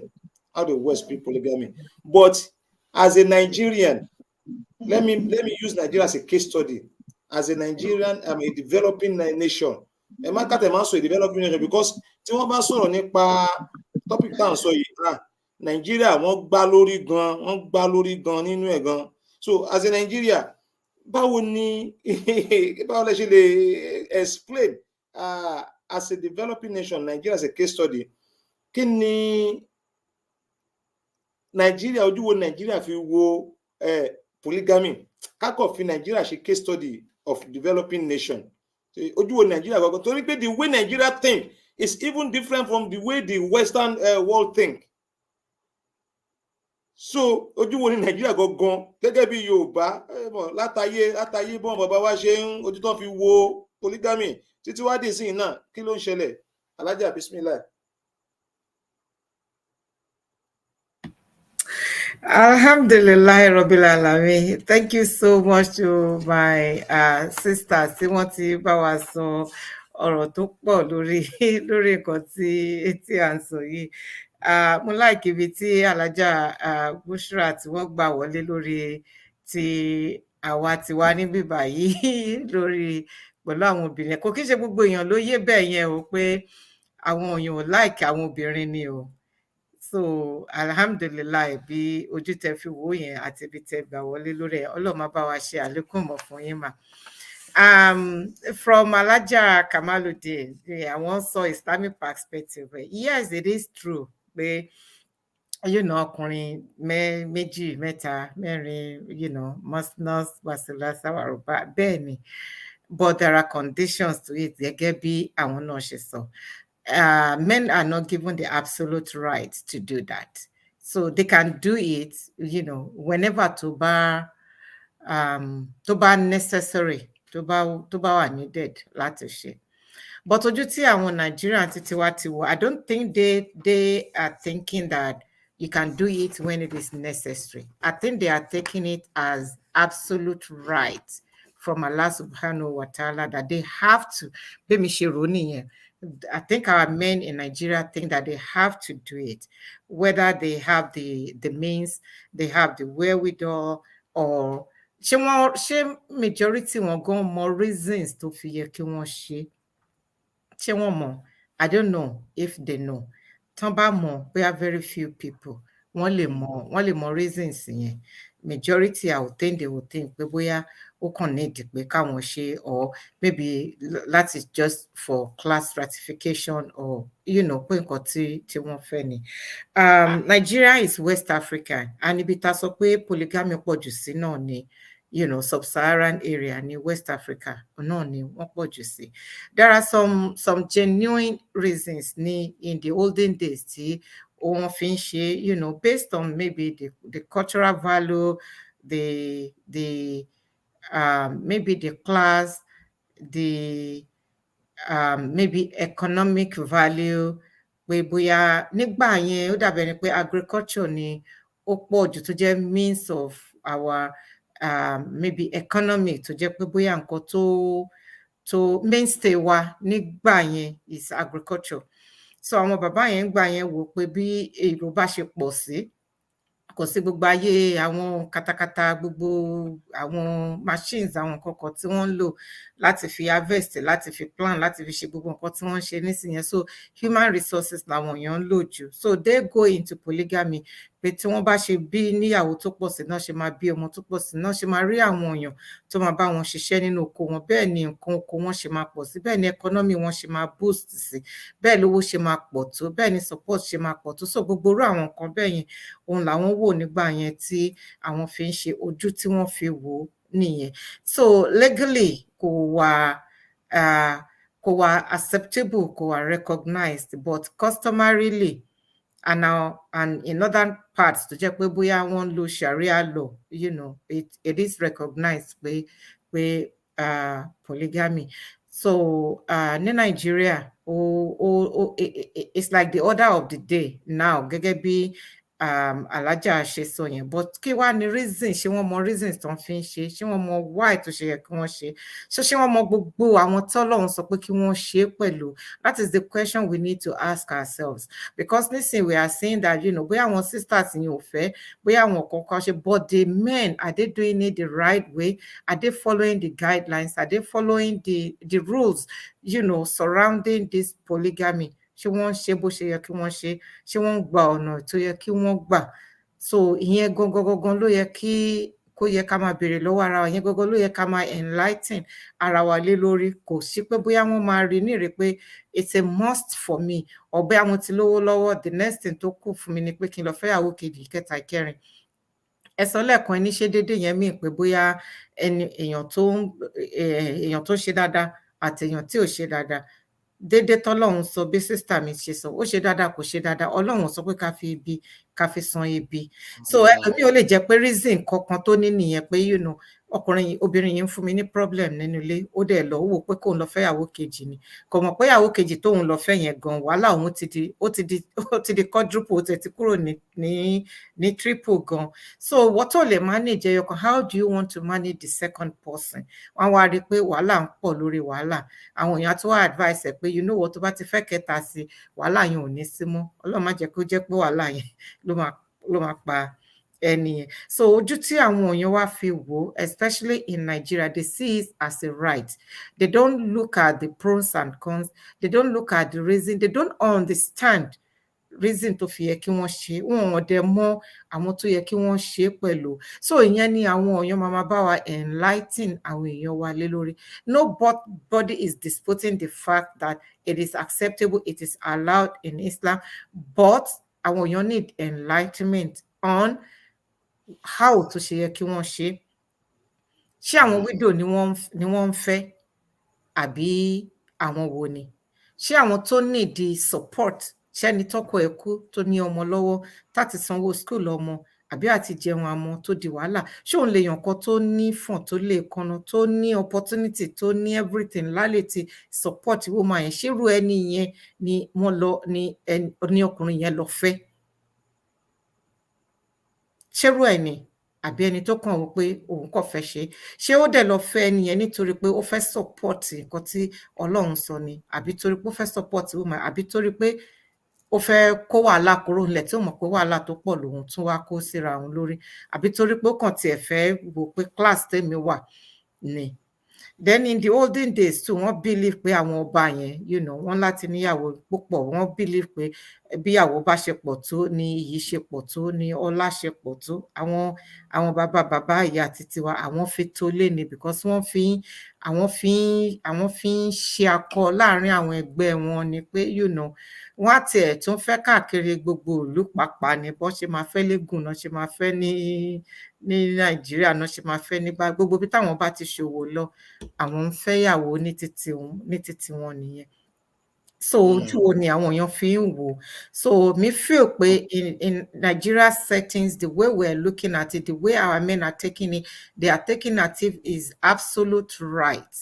It's not absolute right. It's allowed, but with some recommendations. So àwọn recommendations yẹn, àwọn reasons yẹn la ní láti àwọn imams wa, àwọn àfáà wa, àwọn scholars wa wọ́n ní láti bá wa ṣiṣẹ́ lé lórí, kí wọ́n enlighten àwọn èèyàn, so that when a man eventually have a second or third or fourth wife, the first one is not going into mental health, issue. It's not going into depression. It's not going into anxiety. It's not feeling lonely. So gbogbo àwọn nǹkan yẹn òun ni a ní láti ṣiṣẹ́ lé lórí, so that àwọn èèyàn á lè mọ̀ pé obìnrin tó ń gbé bọ̀ wá bá náà á ní understanding, á mọ̀ pé reason tẹ́ni fẹ́ fi ṣe yìí òun nìyẹn. But I think the way tí àwa Nàìjíríà fi ń ṣe, òun ló ń fa gbogbo wàhálà yẹn, òun ló ń fa untimely death, òun ló ń fa separation, òun ló ń fa divorce, òun ló ń fa pé kí life àwọn ọmọ máa wà okay, òun ló ń fa pé kí wọ́n lọ tọ́mọ kán bímọ ní kútúwéjì, kí wọ́n lọ tọ́ ní kàfàǹchà, kọ́mọ má mọ̀ ìyá ẹ̀ àbí kó má mọ̀ bàbá ẹ̀, àbí kán máa fi gbá lórí, àbí kán gbé sílẹ̀. So bá ṣe ń ṣe yẹn, bá ṣe take ní Nàìjíríà òun ló ń fa gbogbo àwọn situations yẹn bá ṣe sọ tó ní West yìí even téèyàn tó bá fẹ́ ìyàwó kan tó bá fẹ́ mọ́ ọmọ tí ọmọ tẹ́nìyẹn bí yẹn the another wife tẹ́nìyẹn bá fẹ́ ó máa take ọmọ yẹn wọ́n máa sọ fún yín ni pé tó bá jẹ́ ọmọ ẹyọ kan ló bí tí ẹnì kejì yẹn bí ó máa sọ fún yín pé I have 2 children but àwa títí wa téèyàn kan bá ti kúrò níbì kan bíi pé kí gbogbo ayé ẹnìyẹn kó parí pátápátá ni wọn fọ gbọ́ nǹkan kan nípa ọmọ ẹ̀ wọn fẹ́ gbọ́ nǹkan kan nípa ẹnìyẹn mọ́ kò dẹ̀ yẹ kó rí bẹ́ẹ̀ yẹn but mo feel pé understanding wa ò tó enlightenment wa ò tó so maybe gbogbo irú àwọn platform báyìí gbogbo irú àwọn nǹkan báyìí náà jẹ́ kí àwọn èèyàn máa ní more awareness of the situation wọ́n á dẹ̀ máa ní ọgbọ́n tó pọ̀ lórí ẹ̀ then they know how to go about it kí Ọlọ́run kó ràn gbogbo wa lọ́wọ́. alhamdulillah rabbil alamin. Alájà wa Táíwò Fadilat Ọmọlọ́lá inshallah. She said most of the men that practice polygamy nowadays are not doing it according to the rules of Islam. Yes, you're really right. They said they do it to punish their first wife. Nǹkan tí àwọn màmá wa ń try láti bá wa sọ náà nìyẹn pé whoever that want to marry the second wife should not do it because my first wife offend me, she did this to me, she did that to me, so definitely I'm going to marry another wife. No, Islam will kọ́ wa bẹ́ẹ̀ yẹn inshallah. Òun náà máa ń bá a sọ kọ́lọ́n bá a sọ màmá wa ní ẹ̀sọ́ dáadáa. Màmá wa Kamaludin inshallah gẹ́gẹ́ bí ẹni tí ó gbọ́ àgbọ́yé ẹ̀sìn yìí tí kí Quran kó tó lè sọ pé ká ṣe nǹkan kan kí Quran kó tó lè sọ pé ká ṣe nǹkan kan so definitely Ọlọ́run bá mọ̀rọ̀ sọ gangan Ọlọ́run ti rí i pé there is faida àǹfààní there is benefit in such a thing. Nǹkan tí ó bá ní sí benefit bẹ́ẹ̀ rárá Quran máa pa wá láṣẹ pé ká má débẹ̀ rárá ni. So before the Quran can say fankihu ma taba lakum minan nisa'i mathna wa thulatha wa ruba, so definitely Almighty Allah knows that there's benefit in it before saying that. So nǹkan tó máa fẹ́ béèrè lọ́wọ́ yín màmá ni pé okay, what are those benefits of polygamy? Now, Auzubillahi minash shaitanir rajim. Ẹ ṣeun Ustaz Alhaja àti sister bí tán sọ̀rọ̀ before ẹ ṣé gan ni mi dúpẹ́. Now, kí ni àwọn benefit bẹ́ẹ̀ ṣe sọ? Ọlọ́run ọba ò ní prescribe nǹkan fún wa yàtọ̀ sí pé kó ṣe wá láǹfààní. Ìsáìdà ká ti mọ̀ kó fún wa lóye kó yé wa kíákíá. Ìgbà míì kò ní fún wa lóye àfi táwa náà bá wà ní situation yẹn gẹ́gẹ́ bí ẹ̀dá èèyàn experience ó ju nǹkan tá a fẹ́ kọ́lẹ̀ kíkọ́ lọ. Ṣùgbọ́n mo bọ́ lọ́run lọ́ba àlékè ọlá kó rọ ọkàn wa kó jẹ́ ká lè gbàgbọ́ yẹ. Now, àìmọye àǹfààní ló wà nínú polygyny. Alákọ̀ọ́kọ́ ojú ta fi ń wo tó fi jẹ́ kó wà so negative lójú wa tá a fi lè fẹ́ táwọn èèyàn fi lè fẹ́ mú àǹfààní ẹ̀ is because of the way it is being practiced. Báwọn bàbá wa ṣe ṣe táwọn tó dẹ̀ tó wà bí náà ṣe tí wọ́n ṣe ń ṣe. If I may say something quickly, in my own opinion, a man that has a wife at home and everything is not rosy in that house is not. It's either it's not eligible to actually go find another one. To say, because in most cases, where she's someone feel spite me. Then now, my fair he doesn't know what he's doing. If he really loves himself, so kí làwọn àǹfààní tí ó wà ńbẹ̀ ẹ jẹ́ ká wò láti bí pé bọ́lọ́run bá tiẹ̀ ṣe kọ́kọ́ dá mélòó ọkùnrin mélòó obìnrin, because tá bá kàn wo widow or no widow, tá bá kàn wo yẹn lásán a lè má tètè tún wà ẹ a lè má lè fi gbogbo ojú wò tán pátápátá. Ọlọ́run bọba lékè ọlá ńgbà tó máa dá wa lóríṣiríṣi ó fẹ́ má sí ìran kan yàtọ̀ sí ìran ẹyọ kan ṣoṣo tí mo mọ̀ nísìnyí tó jẹ́ pé wọ́n ní ọkùnrin ju obìnrin lọ, and there's a reason why tó fi rí bẹ́ẹ̀ fáwọn náà. The only ìran tí mo mọ̀ nísìnyí o we can check it out are the Indians. And I remember when I was living in England, there's a particular, Alhaja Rashida, you can say this, in East Ham area where we have predominantly the Indian people, the hospitals stop telling them the gender of their child when it is still fetus. Won't stop. They have a system whereby it's a girl or it's a boy, because which is Islam wa ara wọn kan tí Islam wa correct fún wa tá ti rí correct títí dé ní nìyẹn. tí Ọlọ́run bá gbé kalẹ̀ tó jẹ́ pé obìnrin pọ̀ ju ọkùnrin lọ, it's telling us something. Lóòótọ́ it's not compulsory fún gbogbo ọkùnrin kó ṣe, àmọ́ gbogbo àǹfààní tó lè ṣe ni pé every obìnrin ọkàn á balẹ̀ pé kò bá jẹ́ mi lálákọ̀ọ́kọ́, kò bá jẹ́ mi lọ́kọ́ pẹ́kẹ̀gùn, kò bá jẹ́ ìṣẹ́ kẹta, kò bá jẹ́ mi ní mo ṣì kẹrin, màá rí ibi gbé gbà. Màá rí ibi gbé gbà. Àkọ́kọ́ bú problem yẹn kó ńlẹ̀. Torí ibi tí obìnrin bá ti wà ńlẹ̀, tán Yorùbá máa ní ó bá ti ń lélẹ̀, obìnrin yẹn máa di baálé té. Ọlọ́run fẹ́ wá fi fún wa ní status tálàjà ṣe ń sọ fún alájà bó ṣe rọ̀bọ̀ ṣe ń sọ fún alẹ́kan, ó wá fi kún àwa obìnrin lé, ó wá fi fún wa ní status tó dáa, so that you will have equal right. Because that's another thing we need to figure out. We need to sort this thing out. To say ìkànnì ìyálé, ìkànnì ìyàwó, ìkànnì ìyá kìíní kan. We don't have that in Islam. We don't. There's nothing like says ìyálé lélẹ̀, ìyá kìíní kan lélẹ̀. There's nothing like that. You marry them, they're equal. Right away, they're equal. Equal in the sense that you give them rights, you give them whatever. Equality, it becomes equal. So, alákọ̀ọ́kọ́ tó wá fi fún wa ní status tó dáa, so that we will not be side chicks for our kan láti máa wá mí ìtèrè. Ẹlẹ́ẹ̀kejì, òun ni pé tá bá wo bí Ọlọ́run bá ṣe ṣètò ayé náà, in most cases you will see àwọn ọkùnrin wá tètè máa ń lọ síwájú àwọn obìnrin. For so many reasons, àwọn ọkùnrin máa ń take more risk, they do hard jobs, ìṣẹ̀dá tọ́nà dá wọn even láti inú oyún láti tẹ́bá wo àwọn medical people can say it, ọmọkùnrin máa ń sábà ń lẹ̀, wọ́n máa ń lẹ̀. Mi ò sọ pé níní agbára ò tán bá ti dàgbà tán o, àmọ́ ní ṣe ìgbà tán ṣe kéré yẹn náà. For so many reasons ọkùnrin máa ń tètè ń lọ ju àwọn obìnrin lọ. Àmọ́ pé láyé ìgbà yẹn wọ́n ń jagun ni táwọn ọkùnrin fi ń kú tán fi ń ṣe bọ́ even nísìnyí náà àwọn ọkùnrin wa náà tún máa ń tètè ń lọ. Tí ọkùnrin bá lọ tóbìnrin wa, mo ṣàlàyé kan lẹ́ẹ̀kan, ṣọmọ 25 years old àbí 27 tó ṣẹ̀fẹ̀ marry ló máa fẹ́ ya 39 tó ti bímọ 3. Ara ọ̀nà tí Islam fi ṣe kíni tó fi ṣàánú wa ni, ara àwọn àǹfààní ẹ̀ nìyẹn. Àǹfààní kó ṣe pé gbogbo àwọn fans yẹn, they will grow up in a family home. Wọ́n ní all the support tó yẹ kí wọ́n ní. There will be a father figure for them, there will be a mother figure for them. Tó bá dẹ̀ jẹ́ pé obìnrin náà ló lọ in a polygamous home, wọ́n sì ní ìyá. The woman in that home will be able to look after all the children. So they're still growing up in a family structured home. Lóòótọ́ ìwà wa kọ́lọ́run ṣàánú wa, if only we can be peace now we should prescribe fún wa. Kò ní sí pé ọmọ ìyálé ni ọmọ ìyàwó ni all this nonsense competition tó máa ń wà yẹn will not be there. They will be able to look after àtọmọ ni àti ìyàwó ni in most cases. Then economically, obìnrin tó bá ti kọ̀ wọ́n nìkan support ti lọ fún.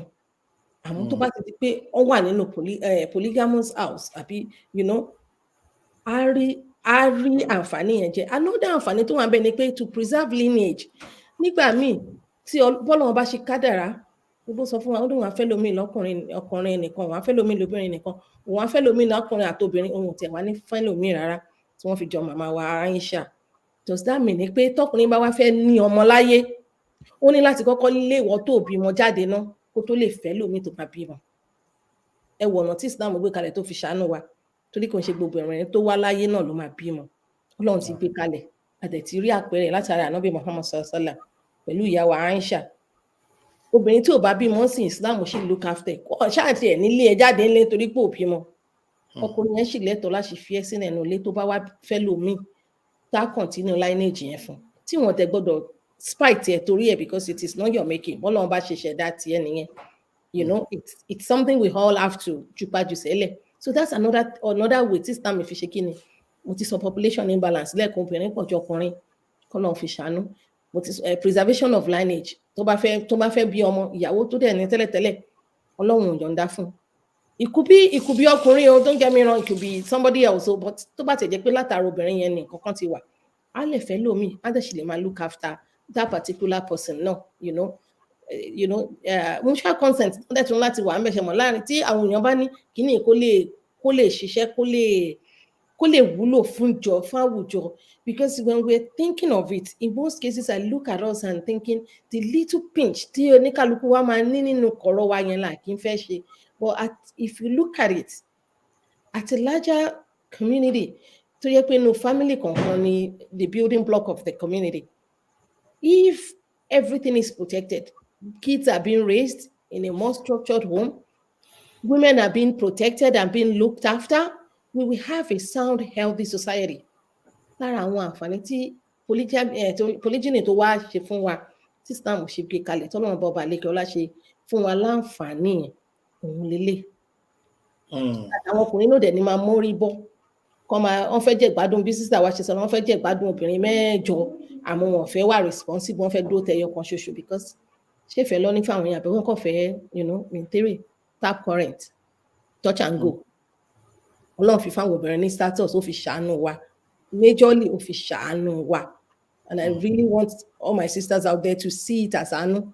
Whether you are the first, whether you are the last, whether your husband will never ever do it, àwọn ọmọ tá à ń bí ń kọ́, àwa lè ti wà kújà wà nìkan láti dàgbà pẹ̀lú ọkọ wa. What about our girls? We don't know what's going to happen tomorrow. Come on, Baba Lekiola, kó ṣàánú, Ọlọ́run fi ṣàánú àwa, the women gender. I will continue to reiterate that. I will continue to say that, and I will continue to get my placard and say, this is for us. This is not against us. Alhamdulillah, jazakillahu khairan jazai. Mama wa, Ọlọ́run sọ yín ní ẹ̀san dáadáa. Ọlọ́run sọ yín ní ẹ̀san dáadáa. Ó ní question kan tó yẹ pé mo fẹ́ béèrè. Question yẹn, and I would like Alájà Bushra mo ń bọ̀, ẹ̀yin ni kí n tó wá sọ́dọ̀ yín. I would like to ask Alájà Akéwúṣọlá that question. Nígbà tí ẹ̀yin màmá ń sọ̀rọ̀ lẹ́ẹ̀kan, wọ́n sọ conditions tí, yes, we've mentioned some conditions tọkùnrin lè fi fẹ́ ìyàwó 2, 3, 4. So láàrẹ̀ náà ti sọ pé bóyá àwọn opó tí ọkọ wọn ti kú, but gẹ́gẹ́ bí statistic now that shows that yàtọ̀ sí pé bóyá opó ọ̀nà opó, àwọn ọmọ tí wọ́n ń bí náà, àwọn contemporaries tó yẹ pé wọ́n jọ ń bí ọkùnrin àti obìnrin pọ̀ ju ọkùnrin lọ náà. Náà àwọn tí wọ́n jọ ń bí wọn, tí wọ́n jọ ń grow, ká má sọ àwọn opó tí àwọn ọkọ wọn ti kú o, àwọn young ones pàápàá obìnrin pọ̀ ju ọkùnrin lọ. So in such a conditions, ṣé mọ̀ pé okay, táwọn young ones wọ́n má ti fẹ́ ìyàwó kejì, I mean tó fẹ́ra wọn rádà, tẹ́ ọkùnrin kan mọ́bìnrin kan, ọkùnrin kan mọ́bìnrin kan, àwọn obìnrin sì máa wá kúnlẹ̀, ṣe get láàrin àwọn young ones yẹn náà. So in a situation now, because there was a time that mo wo TV NTA ìgbà kan tí wives of governors in Nigeria tí wọ́n ń polówó pé okay, you women should let your husband marry second wife, third wife or fourth wife, tí wọ́n ń polongo ẹ̀. Okay, if you have a man, question mi lélẹ́yìí Alájà Akéwúṣọlá, tá a bá wá ní ọkùnrin tó ṣe pé gbogbo nǹkan pátápátá ló fi wà capable enough. Yes, when we talk about agbára, ó ní agbára. Tá bá sọ̀rọ̀ nípa wisdom, he has wisdom. Tá bá sọ̀rọ̀ nípa kíní gbogbo ẹ̀, ṣùgbọ́n financial condition he doesn't have. And àwọn contemporaries ẹ̀ ló wà nílẹ̀ yìí tó jóbìnrin tí wọ́n ì tí ì marry, tó jẹ́ pé òun náà dẹ̀ tún rí wọn, their classmates, their coursemates nígbà tí wọ́n wà ní school, òun ti fẹ́yàwó kan, wọn ò dẹ̀ tí ì marry. Irú advice wo ni ẹ lè gbà? Is it, should government put eyes into it, or because tá bá ń sọ̀rọ̀ yìí sìn, àwọn ìjọba àwọn state ní north yẹn wọ́n ti fẹ́ máa kí ojúbọ orú nǹkan bẹ́ẹ̀, ṣé kíjọba kojú bọ̀ ni, àbí we should just advise that woman, okay, you are not financially enough buoyant to do that, so definitely don't do it. Just let those your colleagues and your classmates, just let them go. Alájà, so advice wo lẹ lè sọ lórí yẹn? Question lálẹ́ bèrè yìí o. Kọ́lọ́n kó ràn mí lọ́wọ́ ni.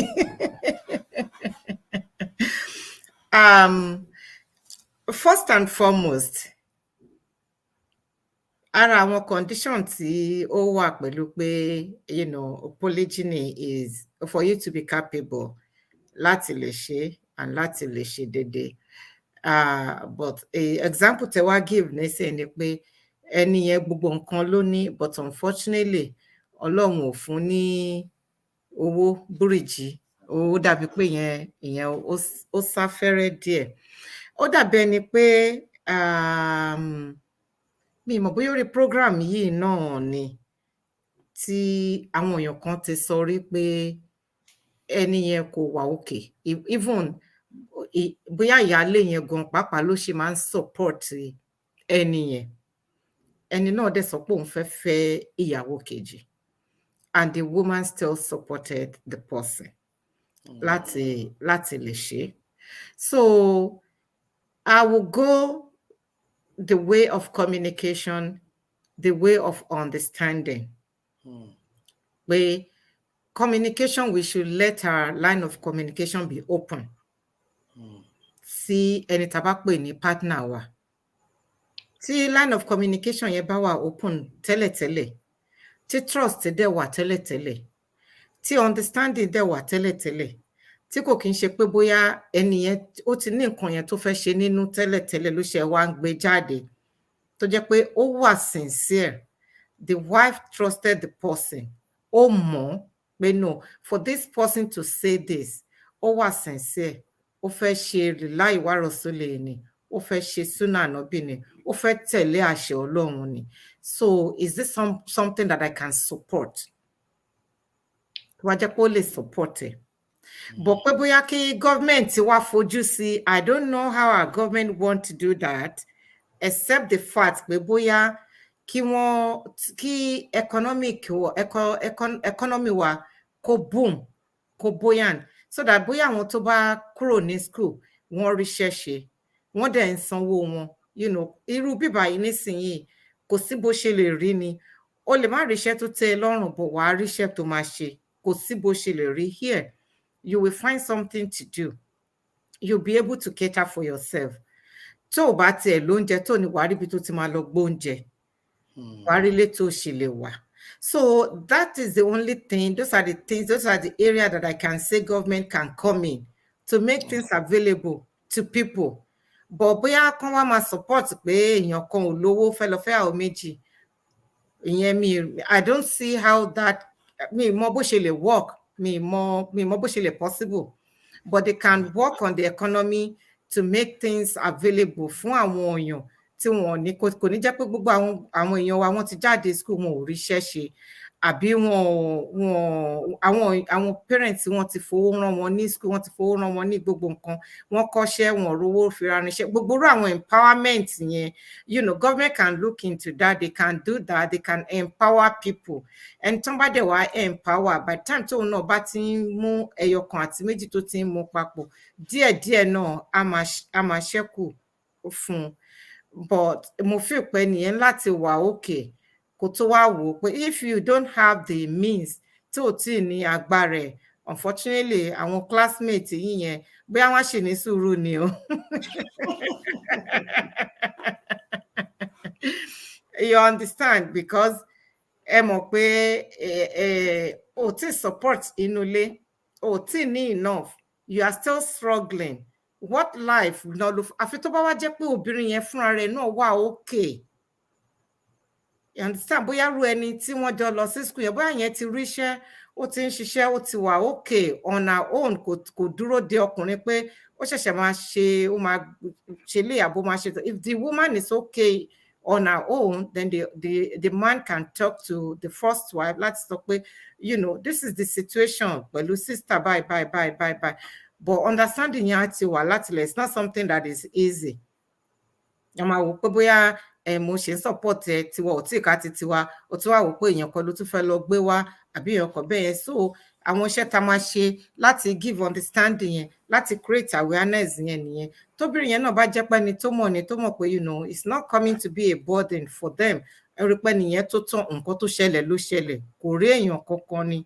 Bismillah, tó bá ti jọ sọ, wọ́n á jọ ṣàlàyé fúnra wọn, wọ́n á jọ consent, wọ́n á jọ ní mutual understanding.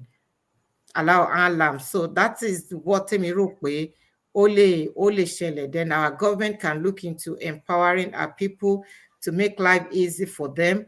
Gbogbo there are so many things that government lè ṣe tí wọ́n lè fi create jobs fún àwọn èèyàn, then stability nínú iná, omi, gbogbo àwọn nǹkan bẹ́ẹ̀ ló lè boom economy wa. So they can look into all of those, gbogbo nǹkan táwọn àwọn ìlú yìí náà fi ń survive nìyẹn. So they can look into all of those. Àwọn èèyàn tó ń bá ríṣẹ́, wọ́n á rí nǹkan kan fi pawọ́dà.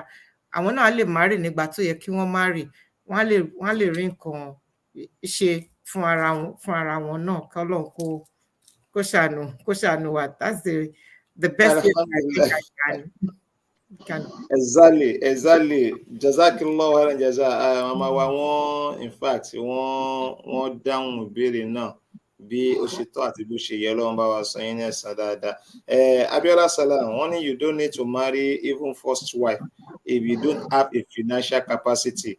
Islam fàyè gbà pé bóyá kéèyàn má marry ẹ̀ má. Ṣẹ́rí ẹyẹ ká bá a sọ̀tọ̀rọ̀ téèyàn bá wà ní Islamic country, ibi tí wọ́n ti ń fi sharia, tí wọ́n ti ń fi rule, Islam fàyè ilẹ̀ gọ́ọ̀mẹ̀ntì gbọ́dọ̀ máa tójú bọ irú ọ̀rọ̀ tá à ń sọ yìí. Ìyẹn tá a bá wà ní in an Islamic environment where they are using sharia to rule. So toro ṣẹlẹ̀ láyé Ànábì, we have some instances in the of Prophet Muhammad sallallahu alaihi wasallam. So ẹni tí ò lágbára láti fẹ́ yàwó, Ànábì máa mọ bí wọ́n ṣe máa empower. Ànábì àwọn bọ́yẹ máa empower, tó bá empower tán then tó Ànábì sọ pé béèyàn bá lágbára láti máa fẹ́ yàwó, tó bá lágbára láti fẹ́ yàwó kó lọ máa gba àwẹ̀. Àdìs kan wà bẹ́ẹ̀, wọ́n ní kọ́ ní kó máa gba àwẹ̀, ṣùgbọ́n ọ̀dọ́ ló fẹ́ gba àwẹ̀ dà. Gọ́ọ̀mẹ̀ntì náà ní ipa kan tí wọ́n lè ìgbésẹ̀ tí wọ́n lè gbé, and I'm talking about where Islamic in an Islamic setting, so set up rather. So kọ́lọ́mbà kó wà pẹ̀lú wa. Alájà wa Bushrat Abiola, nígbà tí màmá wa Kamaludin tí wọ́n sọ àǹfààní fún wa lẹ́ẹ̀kan, the benefits of polygamy, kò sí láyé. Al-Qur'an Karim sọ pé inna ma'al usri yusrani. Kò sí any line téèyàn lè gbà bẹ́ẹ̀ bá ṣe ń rí dáadáa ẹ̀ máa rí dàkejì. Kò sí any ọ̀rọ̀ láyé, you have advantage, you have disadvantage. What are the consequences of polygamy? Naam, salamu alaikum warahmatullahi wabarakatuh. Salamu alaikum. Wa alaikum salam warahmatullahi. Naam.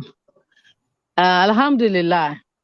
Ẹ jọ̀ọ́ tí ìgbàláyè bá lè wà fún mi, mo ní àwọn addition kéékèèké kan. Okay. Alákọ̀ọ́kọ́ lórí situation of polygamy àti báwọn ọkùnrin ṣe ń practice ẹ̀ ní Nàìjíríà.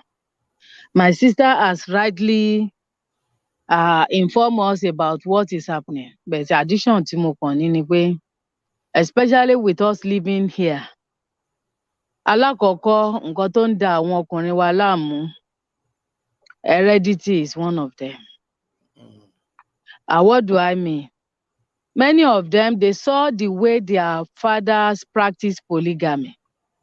And tabadewo, traditionally, practicing polygyny in African countries does not repose responsibility on the man.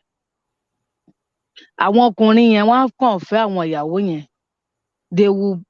Àwọn ìyàwó, they are responsible for their children. Àwọn ọmọ yẹn wọ́n á máa ran bàbá wọn lọ́wọ́ nínú iṣẹ́ oko. Nǹkan tó bá rí mú dé látoko, wọ́n á mú wálé, wọ́n á jẹ, ó ti tán náà nìyẹn. Ọmọ raṣọ, ọmọ ṣe kinní kan, ọmọ ṣe gbá, oníkálukú ó máa lọ bá yẹ ẹ̀ ní. At the end of the day, every wife takes care of their children. So ara nǹkan tó ń affect many of our men in Nigeria as a case study nìyẹn. Many of them, torí pé bọ́n ṣe dàgbà nìyẹn, wọ́n ti wò pé what does it cost me? Ṣebí enjoyment tèmi ni. Let me just enjoy myself. I know there is no string attached. Let me marry, at least oníkálukú ló máa take care ara wọn, ọmọ wọn. Alákọ̀ọ́kọ́ nìyẹn. Ẹlẹ́ẹ̀kejì, àwọn ọkùnrin wa wọ́n ń fẹ́ ìyàwó méjì, mẹ́ta, mẹ́rin látara pé wọ́n fẹ́, just like it has been said, alákọ̀ọ́kọ́, they want to spite the first wife. Ẹlẹ́ẹ̀kejì, some situations have happened in their extended family, and they have seen the way their fathers corrected it. And they thought, situation bàbá mi, mo fẹ́ fall into it. Let me give us an example. I was talking with a brother one time. And he told me, Ajia, tí n bá fẹ́ yàwó mẹ́rin pé mi ní dúró. Mo ní what really happened? And this is a brother that when you see him, even ká sọ pé ká gbé sórí scale pé ó qualify láti fẹ́ yàwó kan, ó máa ní question mark.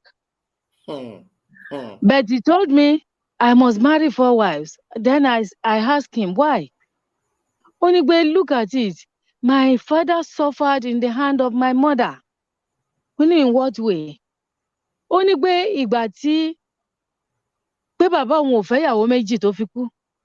But it was when the father started having serious chronic diseases that betray all health attendants. Ó ní wọ́n yọ̀kan ni daddy òun wá jẹ́wọ́ fún un pé, you know, your mother has been denying me for a long time that I've not been having sexual intercourse with your mother, and that has been the problem over time. Pé àti ìjọ lọ sí hospital, wọ́n dẹ̀ ti sọ fún yẹ, but your mother said because she has reached menopause. You know all those gbogbo àwọn ìròrí tó wà nílẹ̀ Yorùbá ńgbà yẹn pé òun ò ní cause fún sexual kinní mọ́, and the father did not get married to another woman. Ó ní pé nǹkan tí bàbá òun suffer tó fi kú nìyẹn. Ó ní so òun ti wá learn pé òun náà ò ní suffer in the hand of any woman. Pé so òun máa fẹ́ yàwó mẹ́rin tó máa pè ní. Ẹ rí i pé the foundation of his polygamy is shaky. Exactly. Torí pé kò ní nǹkan kan. Orí òfurufú ló kọ́lé yẹn sí. And at any point in time, ó máa já dànù ni. So there are so many cases like that. Cases abound, not to waste our time. Mo kàn ní láti hard yẹn because these are the reality. Many of our brothers here, bẹ́ẹ̀ mi ṣe máa ń sọ, mo ní pé agbẹ̀sìn má gbòfin ló pọ̀ jù. Many accepted Islam. They seem to be practicing Islam, but they have this background tó jẹ́ pé wọ́n ń wò pé òun ni ideal. Pé tá bá tiẹ̀ ṣe Islam náà, a gbọ́dọ̀ tún padà sí ibi táwọn bàbá wa ti ń bọ̀ yẹn. Òun dẹ̀ náà ló ń fún wọn ní liver pé okay, tá bá fẹ́ ṣe mọ́sánná gan, ó ní bí bàbá wa ṣe ń gbà yẹn. Ó pàyà wa tì ní. For the next 10 years báyìí, ìgbà tí ìyàwó rí ó lọ ń bẹ gbogbo èèyàn tì ní. Nǹkan tèmi náà máa ṣe fún nìyẹn, máa ká lára. So gbogbo òròrí yẹn, so many of them. So k'Ọlọ́run bá kó kọ́ ẹnìkọ̀ọ̀kan wa mọ̀ ṣe. Amen. Ẹlẹ́ẹ̀kejì ni lórí another reason why why polygyny is actually beneficial to the women is in case of a woman that is suffering from chronic disease. Obìnrin tó jẹ́ pé lóòótọ́ ìgbà tán fẹ́ fẹ́ra wọn rí àìsàn kì í kọ sójú èèyàn, but eventually wọ́n fẹ́ra nìyẹn, ó wá di pé from one hospital to the other. Under normal circumstances, tí ò bá ń ṣe Islam ni, a man will just pack her load and go and drop her at her parents' house. But Islam fún wa ní opportunity pé okay, ṣé faith tiẹ̀ nìyẹn. Alákọ̀ọ́kọ́, an average Muslim will accept that Allah does not make mistake. If you are not to marry somebody, even if you courted for so many years, one thing will just happen and everybody will part ways. If you have gotten married, it means Almighty Allah has destined you to be married. It now depends on how you people are managing your situation. So what am I saying in essence is that tí ìyàwó ọkọ kan tó bá rí pé ìyàwó tí mo fẹ́ yìí ó ní problem báyìí o. So tó bá tiẹ̀ jẹ́ pé ó ti wá wò pé how do I go about it? Kò ń ṣe nǹkan tó máa kọ̀ ọ́lẹ̀. Á ìwà lábẹ́ ilé ẹ̀.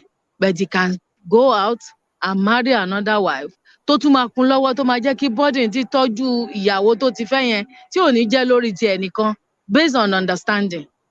Torí pé tí spirit of Islam tó bá wà ń bẹ̀, obìnrin tó ń bọ̀ yẹn náà kò ní wo pé Ọ̀yọ́ ló wà ó, ṣèbóun ló ní problem ẹ̀. Torí pé ẹni tí ò bá tí kú kò tí ì mọ irú ikú tó máa pa òun náà. So tó bá wà pẹ̀lú spirit Islam, ó máa jẹ́ relieving spirit fún ọkọ yẹn. Ó dẹ̀ máa fill in the gap. Nǹkan tó jẹ́ pé ìyàwó tó ní disease yẹn tí ò lè ṣe.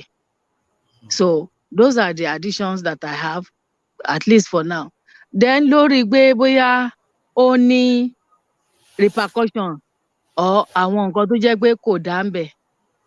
My brother, I want to say it boldly, and just like my sister has established, Sherry, gbogbo nǹkan tọ́lọ́run bá ṣe lálàálì fún wa gbogbo ẹ̀ ló dáa. But nǹkan tó wà ńbẹ̀ ni pé báwo la ṣe rìn? How do we practice it? Òun ni. When you talk about polygamy or polygyny, everything about it is positive, except for how do we handle the situation.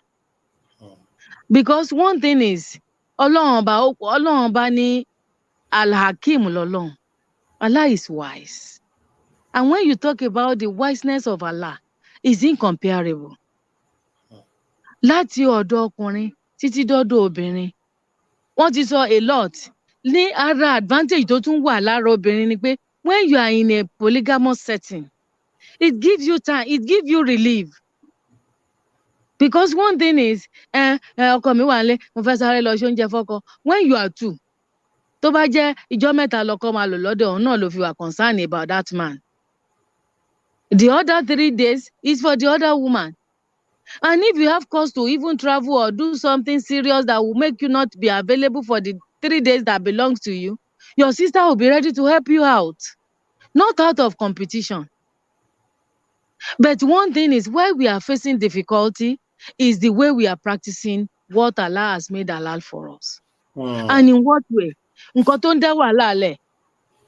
I've said it on this program sometimes ago, that ọkùnrin míì báyìí, ó ti tiná bọlé o. Kó tiẹ̀ tó fẹ́yàwó kejì. He has set his home ablaze. Fine, the first wife may have one problem or the other, but your intention of getting married to the second wife should be lillahi wa rasuli. Torí pé kí ni Ànábì sallallahu alaihi wasallam, ó ní innamal a'mal binniyah wa innama likulli imri'in ma nawa. All action shall be based on intention, and every deed shall be rewarded according to the intention. A man that wants to marry another wife, even ẹlòmíì ò tíì níyàwó tó fẹ́ fẹ́, my brothers and sisters, but he will be threatening the wife at home. Oníṣọ́bẹ̀dẹ̀ lẹ́sẹ̀ yìí ṣá, lomi ṣàǹtọ́ ẹ̀ẹ́dẹ́gùn pa wá ẹ̀. Oníyàwó tí máa fẹ́ chef ni. Ó ní tó bá dín ata fún ẹ báyìí. Ó ní the aroma of that dish can even be enough for you. You just be okay. Ó ní ìyàwó tó jẹ́ pé àti international dish o, àti continental àti intercontinental, she's just okay. Oníṣàrà dẹ̀ lẹ́yìn mú yìí. Ó ní ẹni tó jẹ́ pé model ni màá fẹ́. Ẹni tó jẹ́ pé tó bá wọ singlet kan wà okay. Tó bá wọ kinní kan gan wà okay. Kò tí rẹ̀ tó máa fẹ́ o. Then the wife will be imagining, báwo lẹ́ni ṣe fẹ́ ṣe? Ẹni tó dẹ̀ ń bọ̀ yẹn, irú ìjà wo ni mo fẹ́ bàjà? Báwo mo ṣe máa dalẹ̀ rú kó tó dé? Irú wàhálà wo ni mo fẹ́ fà? So you find out we just put ourselves into tight corner. And another thing is, for the women, nǹkan tó ń fa problem fún wa, many of us see imaginary problem in polygyny. Based on what I said the other time, just like the men have this background fear about polygyny. Ilé ibi tí mo ti wá, ilé olórogún ni o. Mo mọ nǹkan tí ìyáálé ìyá mi tó fojú wa rí. Nísìnyí, ó yẹ kí n ti di professor, tí mo ìgbà NC, tí mo ìgbà first degree. Wọ́n lé mi títí, wọ́n tẹ gbogbo star mi, wọ́n tẹ̀ bomi, wọ́n ṣe kinní kan. So an average woman, Mùsùlùmí ni, ṣùgbọ́n kò gbàgbọ́ pé Ọlọ́run ọba nìkan ló lè jẹ́ kí nǹkan kan ṣẹlẹ̀ síyàn. Experience yẹn ló máa wá fi máa ṣayé. Even kọ́kọ́ wá fẹ́ màláìkà lé, ó máa ní problem. Kó jẹ́ pé angel ni ọkọ fẹ́ lé, ó máa ní problem. Because you know, when you have set mind that nothing good is coming from this thing, even if you are seeing good things coming, you will deny it. So this is our problem. And until we are able to see it from the right perspective, and we are able to play the game according to the rules, and by the time we do it right, my brothers and sisters, we are going to get the right result. Ọ̀rọ̀ wa, ó dàbí chef ni tó fẹ́ ṣe vegetable, ẹlẹ́gùúsí. Ẹ̀rí, under normal circumstances, is a very good dish. Téèyàn bá ṣe ọbẹ̀ ẹ̀gúsí ẹlẹ́fọ̀ọ́ dáadáa, ó máa enjoy it, isn't it? Fine. But in a situation, tẹ́niyẹn wá wò pé ṣèbí kí n ṣáà ti ra gbogbo ingredient ni. Ó lọ sọ́jà, ó ra irú, ó ra ẹ̀gúsí, ó ra ẹ̀fọ́, ó ra ata, ó ra edé, ó ra everything, ó ra maggi. Ó dẹ̀ dé, ó ní pé ṣèbí kó ṣáà ti come out well ni. Ó dẹ̀ pack everything, ṣúm, ó dé mọ́ pot. Ó bu epo sí, ó buyọ̀ sí, ó dẹ̀ dé. But let me give it in the next 10 minutes, it should have been okay. Ṣó máa wà okay? Kò possible. Òun gan ò ní lè jẹ. But it takes their conditions, their steps to take. Tó bá take ẹ̀, ó rẹ ẹ̀fọ́ délé, ó ṣàn, ó gé, ó ṣe gbogbo ẹ̀, ó mú ẹ̀gúsí, ó gbé lọ sílé ẹlẹ́rọ, ó ṣa gbogbo, ó pick gbogbo crayfish, ó ya ẹja, ó ṣe gbogbo ẹ̀, ó dẹ̀ put if one of them at the right time, eventually it will come out very well. So, má lọ. Nǹkan tó kù náà ni pé, but situation wa ni pé the way we plan our polygamy today, àtọkùnrin, àtobìnrin, we are missing it. And that is why we are not getting the right result. And we can see, we have, even in Nigeria, as bad as it is, we can still see very, very good people practicing polygamy that you can emulate. Because wọ́n tọ̀ bó ṣe yẹ kán tọ̀. Wọ́n dẹ̀ ṣe bó ṣe yẹ kán ṣe. Although kò sí bá ṣe lè rìn kó rí màmí o. Because even kó jẹ́ pé èèyàn tó bí kó jẹ́ Táíwò àti Kẹ́hìndé náà fẹ́ra wọn, they will still fight. There will still be crisis. But, they are able to manage it, and you see them coming out very well. The children are well trained, and everybody that sees them actually are thinking that, ó dà pé nǹkan táwọn ẹni ń ṣe is the right thing. And you see people coming to say, èyí tẹ̀yin tún ń ṣe yìí, ó dà pé ó yàtọ̀ sí èyí tá a ti ń rí tẹ́lẹ̀tẹ́lẹ̀. Because they follow the rules. So, nǹkan tẹ́mi fẹ́ sọ ni pé, in summary, ni pé lóòótọ́ a lè rí àwọn àbùjẹ̀ǹjẹkù kan, but at the end of the day, tá a bá practice polygamy bó ṣe yẹ ká ṣe, it will all be good for us. Every one of us stand to gain from polygyny. Everyone, àtọmọ ni o, àti ìyá ni o, àti ọkọ ni o, àti ìyàwó ni o, àti first wife, second wife, fourth wife ni o. Everybody is going to enjoy. And ó máa jẹ́ relief for everybody. And at the end of the day, we have cause to thank Allah that, I fall into this situation. So, and lórí gbé ẹjọ́ ẹ má bínú, lórí kéèsì tí ẹ bèrè lọ́wọ́ Alájà Kéwúṣọlá lẹ́ẹ̀kan yẹn, she has answered it. But the problem is, many of our men and even women are not sincere. And that is why some women, they will not even agree. Pé ìyàwó tó ń bọ̀ yẹn, kò sí nǹkan tó burú bọ́n ṣe sọ yẹn. If you find out, àwọn èèyàn pọ̀ ńlẹ̀ tó jẹ́ pé wọ́n ní láti take care. Okay, èmi dẹ̀ wà in a position as the first wife tí mo wà ńlé. You can fund the marriage. You can decide to fund the family. Almighty Allah will write it for you as a good deed, and you are going to be rewarded. But you find out most of the time, Yorùbá ní pé tí wọ́n bá fẹ́ tọrọ ẹ̀bà náà máa ń ṣojú àánú. Tínú bá le tán, orin míì ni ó kọ. Ọmọ ìyá tó rí pé okay, ó wà stranded. Okay, ẹ jẹ́ ká plan báyìí. Tó bá délé tán ló máa dọ̀gá o. And even ìwọ náà fúnra rẹ̀ wàá múra kó má lé ẹ jáde o. Torí pé at the end of the day, máa sọ fún ẹni pé tábà ní ẹ̀sùn tẹ̀ bá sún àmà yàgáǹdì yìí ni. Because initially he was not sincere. Ó kàn wọ́n pé ṣáàjẹ̀ ń wọlé náà tí n bá ti dé mo mọ nǹkan tí máa fojú ẹ̀ rí. But where there is sincerity, where everybody knows that nǹkan yìí a fẹ́ gain lára ara wa ni. A man is not meant for a woman alone. But at the same time, if you have opportunity of coming in as a second, third, fourth wife, you must know that it's a privilege. Because there are some women that will not even allow at all. Over my dead body, and so be it. We have cases. So if you are allowed, take it as a privilege. Kò ń ṣe pé bóyá ká dọ̀dẹ̀ fúnra wa, but ká respect ara wa. It's a mutual respect. And just like you have been allowed in, don't ever have it in your thinking that you want to send her out of her home. Even kó wá burú tí ẹ lẹ́yìn ìgbà tó bá wọlé, always look back and look at the good things she has done.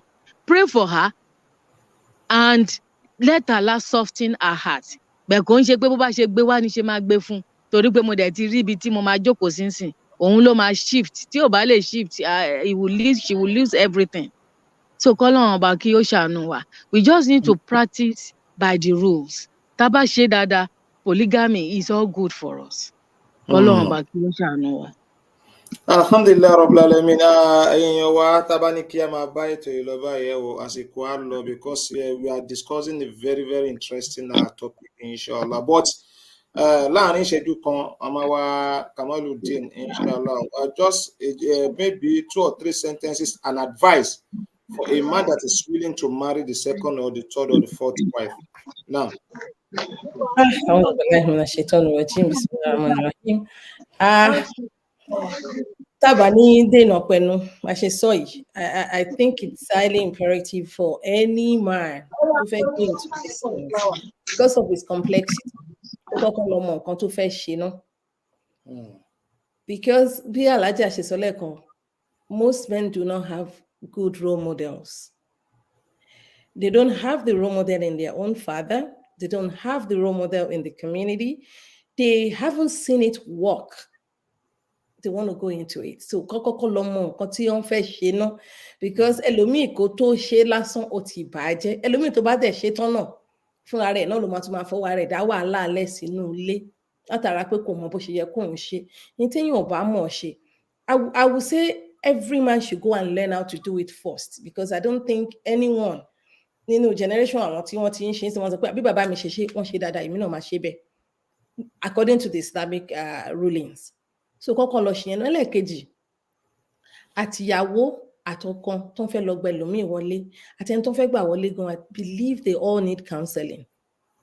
They need Islamic counseling. So kíyàn má rò pé ìgbà tí mo ti fẹ́ yàwó kan mo rí iṣẹ́ everything wà okay inú ìyàwó mi dùn sí mi. This is a different ball game. You're probably going to do this for the first time. Your wife is experiencing this for the first time. Maybe the woman you are bringing in is experiencing that for the first time as well. Whether she's been married before or not, but you novice when it comes to polygyny. So you also need counseling. Shawari to pọ̀jù tó yẹ kí anybody tó fẹ́ ṣe anything kò ní nínú yàtọ̀ sí pé ó ti láníyàn ó ní takwa ìbẹ̀rù Ọlọ́run ba. Torí pé tó bá bẹ̀rù Ọlọ́run ba ó máa sá fún kóun ṣe ẹni ẹrú Ọlọ́run ba. Like I usually say to my kids, sister mi ni brother mi ni, it doesn't matter. Ẹrú Ọlọ́run ba kankan lẹ́ni kankan yẹn náà. So tó bá wá sọ pé òun fẹ́ ṣe súnà kó wá fi bá ọjọ́ ọ̀gbìndì àlùkìyámọ̀ ẹ̀ jẹ́, ṣe rí pé ó ti wá wàhálà sílẹ̀ kò wọ́ ọ̀tẹ̀ mọ́. So ìbẹ̀rù Ọlọ́run ba yẹn kó wà láyà, because he can only try. Ọlọ́run ba yìí dẹ̀ fẹ́ràn wa púpọ̀ débi pé effort wa náà ló fẹ́ wò. So kó láníyàn tó dáa, kó bẹ̀rù Ọlọ́run ba lórí bó ṣe fẹ́ ṣe àtìgbà tó fẹ́ ṣe, kó lọ kọ́ bó ṣe yẹ kó ṣe, kí gbogbo wọn lọ fún counseling. Àtẹ̀ntọ́ wà nílé o, àtẹ̀ntọ́ fẹ́ mú wọbẹ̀ o, àtọkọ náà tó pe rẹ̀ lọ́kọ o, kó ní kálukú lọ fún counseling kan lè mọ ohun tí wọ́n fẹ́ ṣe. Even tó bá lọ counseling gbọ́ lè wò pé n tó le tó yìí ni mi ṣe mọ́, because out of it mi rò pé mi lè ṣe, but nítorí pé kò mọ̀ tẹ́lẹ̀tẹ́lẹ̀ ó rò pé òun capable, mo lówó lọ́wọ́ then mo need this mo need that, ó kọjá bẹ́ẹ̀. It's more complex than that, way more complex. So it does not to complicate your own life before you get into it. Kọ́lọ́run bá ọba àlekè ọlá kó ṣàánú gbogbo wa, kó jẹ́ ká jẹ́ mùsùlùmí tó péye, ká má jẹ́ agbẹ̀sìn má gba òfin. Bọ́lájà ṣe sọ lẹ́ẹ̀kan is a very good word. I think I'm going to go away with that. Agbẹ̀sìn má gba òfin. Kọ́lọ́run bá kó jọ kó ṣe wá ní mùsùlùmí tó péye, tó máa gba ẹ̀sìn, tó máa gba òye, tó máa rídíkùlù fi sílímì káàfà, tó máa gbà tó dẹ̀ máa ṣe in the right way. Alhamdulillah Rabbil Alamin. Kí ó tó di pé before we can call it off on the program today, inshallah, let me quickly go to Alhaja Rashida Akeojola. Please, can you give in a simple sentences? Can you give general advice on parental relationship with the children whether they are separated or they are together. Nǹkan tó máa ń so cause ẹ̀jú náà ni pé tí ọ̀rọ̀ polygamy bá ti ṣẹlẹ̀ báyìí ọ̀pọ̀lọpọ̀ issue separation tẹ́ bá máa wà lọ wà bọ̀ èyí tí nǹkan mi máa ń fà ó máa ń kéré sí tó yẹ pé ọkọ mi ní girlfriend ó ń yan àlè ìyàwó mi ń yan àlè òun ló pọ̀ jù nǹkan tó máa ń so general advice on parental relationship with the children. So bismillah alaja. Thank you so much, Imam. Mi ò ní gbára wa láyè púpọ̀. Nǹkan kan ló kọ́kọ́ ṣẹlẹ̀ kí ọmọ tó dé. So àkọ́kọ́ rí ìyàwó àti ọkọ àrí ìgbéyàwó òun náà ni a wá rí ọmọ. So ìgbéyàwó yẹn láti kọ́kọ́ dúró dáadáa kí wọ́n tó wá lè rí àwọn ọmọ wọn tọ́. Àdúrà tá gbà ni pé kójú méjèèjì náà kan jọ wà papọ̀ kan jọ tó àwọn ọmọ yẹn. But Ọlọ́run bá wá sọ pé bó ṣe rí náà ló ṣe rí tí wọn ò bá sí papọ̀. Gbogbo bó bá ṣe wùn kó rí a ní láti kọ́lọ́run kó jẹ́ ká rí àwọn ọmọ wa tọ́. So I will first say pé ká kọ́kọ́ stay positive in our marriage. Ká kọ́kọ́ gbà pé gbogbo nǹkan tọ́lọ́run bá ti fún wa àbí tọ́lọ́run bá ti ṣe àbí tọ́lọ́run bá ti sọ dáadáa ni. So ká máa fi ojú dáadáa wo gbogbo nǹkan tó bá wà pẹ̀lú wa. Tá bá wà positive ní rí nǹkan tí ẹnìkejì wa sọ gẹ́gẹ́ bíi pé bóyá ó ń spite tiwa ni àbó fẹ́ intimidate tiwa ni àbó fẹ́ ṣe nǹkan kan ni. So a lè fi ojú inú a lè wo nǹkan yẹn objectively a dẹ̀ lè act objectively. So let us all stay positive in our relationship, in our marriage, so that we can be in forever. Amaleni everlasting peace nínú home wa. Then ẹ jẹ́ ká seek reconnection. Ẹ má jẹ́ ká wà far away from each other. Let's move to each other rather than moving away. So tẹ́ ẹ bá kí ń sọ̀rọ̀ nínú ilé, tẹ́ ẹ bá ní connection nínú ilé, ẹ ní mọ nǹkan tó ń ṣẹlẹ̀ sí ara yín. So for a relationship to be long lasting, so ẹ jẹ́ ká open channel of communication wa.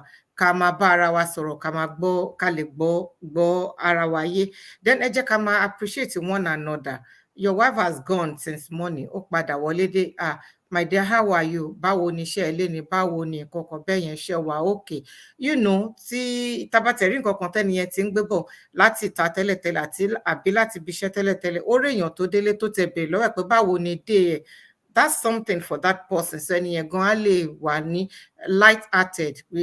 If there's anything bothering him or her, we'll be able to share it because ó mọ̀ pé ó fẹ́ gbọ́, ó care fún òun. So then ká máa appreciate ara wa náà pé ká má máa relegate ara wa. Wọṣọ yìí kò dáa, ó gbé kínní síbi, ó gbé kínní sọ̀hún. So ká má ṣe yẹn. Tí gbogbo yẹn bá dúró, ilé wa ti dúró, then a lè rí àwọn ọmọ wa tọ́. So ẹ jẹ́ ká ní open mind tá bá ń tọ́ àwọn ọmọ. Ẹ má jẹ́ kẹ́nìkan gbé sókè, kẹ́nìkan gbé sílẹ̀. Kí bàbá sọ pé A, kí ìyá sọ pé B ni. Àwọn ọmọ ò ní respect ẹni tó bá tẹ́yin méjèèjì ò bá ti lè come together, tẹ́ bá ti lè jọ understand ara yín, the children will not respect you because that's what what's daddy is saying. Kó fi sílẹ̀ jàre, mommy will say something else. So tó bá dẹ̀ jẹ́ pé nǹkan tí mommy sọ yẹn ló pay àwọn ọmọ yẹn, ọ̀dọ̀ side mommy ni àwọn ọmọ yẹn máa wà, and you are not helping them, they will be disrespecting their daddy, and that is not what you want. At the end of the day, ní rí àwọn ọmọ yẹn tọ́, kọ́lọ́run aláàánú ẹ̀ kó jẹ́ kí a rí gbogbo àwọn ọmọ wa tọ́. Then you don't talk bad nípa partner ẹ̀ ní ojú àwọn ọmọ yẹn. Bóyá ìgbà yẹn ni bóyá sọ́ọ̀nìmù wọn di olórí burúkú àbí sọ́ọ̀nìmù wọn di kíní kan. You don't say such things lórí àwọn ọmọ. We should be good role models fún àwọn ọmọ wa. Tẹ́ bá ti ń sọ pé bàbá wọn ṣe lè kò dáa, bàbá wọn ṣe ti tọ̀hún kò dáa, wọ́n á ti wò pé the daddy is useless. Wọn ní lọ bá gan for anything. Everything they want to do or they want to find out, they will come to their mommy because wọ́n ti rí pé bàbá wọn useless, and that is the paint tó ti fi paint bàbá wọn fún àwọn ọmọ yẹn nìyẹn. Then don't be too negative. Má jẹ́, bí mo ṣe sọ lẹ́ẹ̀kan pé be positive, don't be too negative. Má jẹ́ kó máa rí pé bóyá kò sí nǹkan tí wọ́n rí téèyàn kankan ṣe tó dáa, gbogbo ẹ̀ náà ni kò dáa, àfi nǹkan tí wọ́n nìkan yẹn bá ṣe. No, you can't be an island of knowledge. So you should be able to listen to others. You should be able to take advice from others. You should be able to sit down, reflect, think. Kò nǹkan tán bá sọ fún ẹ, ètò bá wúlò nínú ẹ̀ kó mú lò, ètò bá wúlò nínú ẹ̀ ẹ jọ jókòó, ẹ jọ ṣàlàyé. Ojú tèmi fi wọlé ó yàtọ̀ bí mo ṣe wo lélẹ̀ ẹ̀ ṣe ká ṣe báyìí jẹ́ ká ṣe báyìí so irú yẹn náà nínú ilé bẹ́ẹ̀ yẹn àwọn èèyàn á lè rí àwọn ọmọ wa tọ́ then both parents should have one voice kì í ṣe pé kí bàbá sọ á kí ìyá sọ pé bí ni so tẹ bá ti fún àwọn ọmọ tọmọ yẹn bá mọ̀ pé tóun bá lọ sọ́dọ̀ bàbá òun nǹkan tó bá lẹ́nu bàbá òun tó bá padà dọ́dọ̀ ìyá ẹ̀ nìyẹn máa kọ́kọ́ sọ pé kí ni dádì ẹ̀ sọ nìyẹn ẹ̀ máa kọ́kọ́ sọ tó bá dẹ̀ sọ nǹkan bí dádì ń ṣe sọ yẹn bẹ́ẹ̀ náà la ṣe máa ṣe kí ṣe máa sọ no you can't say that is not possible we can't do that this is what we're going to do so ọmọ ti rí pé òun ti ní support nìyẹn bóyá nǹkan tí ó ṣe yẹn kò dáa so nǹkan tí màmá ẹ̀ sọ yẹn òun ló máa ṣe kò ní respect ẹni tó bá sọ pé nǹkan tó ṣe yẹn kò dáa tó bá jẹ́ bàbá ló ń sọ àbí tó bá jẹ́ ìyá ló ń sọ ọmọ yẹn ò ní respect ẹni yẹn ó dẹ̀ máa gbé ìwà yẹn náà ó máa gbé dẹ́ta irú àwọn bẹ́ẹ̀ wọn ò ní jẹ́ ọmọ rere because wọn ò rí òbí rere wọn ò rí tọ́ wọn so tí àbáwájọ wá sí papọ̀ náà ẹ má bóná Ọlọ́run mọ́ra ẹni tí ẹ̀ sí pẹ̀lú ẹ̀ bó jẹ́ ọ̀dọ̀ ìyá ni àwọn ọmọ wà bó jẹ́ ọ̀dọ̀ bàbá làwọn ọmọ nǹkan kí nǹkan tẹ́ni tí àwọn ọmọ yẹn ò sí lọ́dẹ̀ tí ó bá ṣe ẹ wà transparent ẹ jẹ́ káwọn ọmọ yẹn mọ̀ pé nìyí ló ṣe bóyá dádì yín ló sanwó school yín o mọ́mì yín nǹkan tí wọ́n gbé wá fún yín rẹ̀ tí wọ́n á mọ̀ pé ẹni yẹn náà ń take part nínú life àwọn wọ́n á mọ̀ pé kò abandon àwọn á mọ̀ pé kò fà wọ́n sílẹ̀ so wọ́n á ní love yẹn fáwọn méjèèjì and wọ́n lè jẹ́ ó lè jẹ́ àwọn ganan máa wá ṣe okùnfà padà tí ẹ̀yin méjèèjì máa tún jọ fi wá padà sí ara wọn so ẹ má jẹ́ kó jẹ́ pé if there is separation kà feel pé that is the end of the world or a lè ní kankan ṣe papọ̀ mọ́ especially tọmọ bá ti wà láàrin wa we have to be very very careful tá a bá fẹ́ jèrè àwọn ọmọ iyì òbí náà dẹ̀ ni pé káwọn ọmọ yàn kí wọ́n yanjú kí wọ́n jèrè àwọn ọmọ yẹn then ẹ jẹ́ kí àwọn ẹnì kejì kó ní access sí àwọn ọmọ bóyá ọ̀dọ̀ bàbá ló wà ọ̀dọ̀ ìyá ló wà ìgbà yẹn ló wá sọ pé láyé kò lè ráwọn ọmọ mi láyé kò lè ní kankan ṣe pẹ̀lú àwọn ọmọ yẹn láyé no it shouldn't be like that so àtọ̀tún àtòsì ẹ jẹ́ kí wọ́n ní access sáwọn ọmọ bó jẹ́ wọ́n máa lo irú ọ̀dọ̀ wa níbí báyìí wọ́n mọ bọ́n ṣe máa ń bá wọn pín bó jẹ́ weekday lọ́mọ máa lò lọ́dọ̀ ìyá bó jẹ́ weekend lọ́mọ máa lò lọ́dọ̀ bàbá wọ́n ti mọ bọ́n ṣe máa ṣe nǹkan wọn tí ọmọ bá dẹ̀ wá wà lọ́dọ̀ yín ẹ má sọ ọ̀rọ̀ kò bá kùn gbé ìyá ẹ̀ ti ṣe kinní kan nǹkan tí ò jẹ́ ká wà ní ẹ má sọ sí wọn ẹ máa pọ́n ẹnì kejì yẹn náà ẹ máa pọ́n lé sódà àwọn ọmọ yẹn gan máa wò pé kí ló wá dé táwọn pípù yóò wà papọ̀ kí ló wá ṣẹlẹ̀ so gbogbo irú àwọn nǹkan bẹ́ẹ̀ yẹn ni àwọn ìwà tá a lè wò ta lè fi rí àwọn ọmọ tọ́ Ọlọ́run ló ń bá wa tọ́ wọn kò kí ń ṣagbára wa kò kí ń ṣe mímọ̀ ṣe wa ṣùgbọ́n ìwọ̀nba táwa náà bá mọ̀ ní ti dáadáa because àwa náà máa wò gẹ́gẹ́ bí àríkọ́ṣe ìwà tá a bá wù òun náà máa fẹ́ wò ọ̀nà sọ lẹ́ẹ̀kan yẹn pé àwọn bàbá mi àwọn ọkùnrin mi fẹ́ yàwó torí bí bàbá wọn ṣe ṣe wọn ò fẹ́ take responsibility torí bí bàbá wọn ṣe ṣe so nǹkan tá a bá ṣe òun náà ni àwọn ọmọ yẹn òun ni wọ́n máa wò òun ni wọ́n máa emulate so ẹ jẹ́ ká jẹ́ good role model fún àwọn ọmọ wa àti àwọn alábàágbé wa àti gbogbo àwọn tá a bá jọ ń bá ṣiṣẹ́ papọ̀ so that kí ni wọ́n fẹ́ sọ nípa títí wa when you are there kí làwọn èèyàn fẹ́ sọ nípa ẹ̀ when you are not there kí làwọn èèyàn fẹ́ sọ nípa ẹ̀ so tá a bá jókòó tá a bá ń ròyìn á máa jẹ́ rule of thumb fún wa láti lè máa ìwà tó dáa adé jẹ́ ká máa wò pé pẹ̀lú ìbẹ̀rù Ọlọ́run la fi máa ṣe gbogbo nǹkan tá a fẹ́ ṣe Ọlọ́run kó ṣàánú wa kó má ṣe lè lásán mọ́ fún wa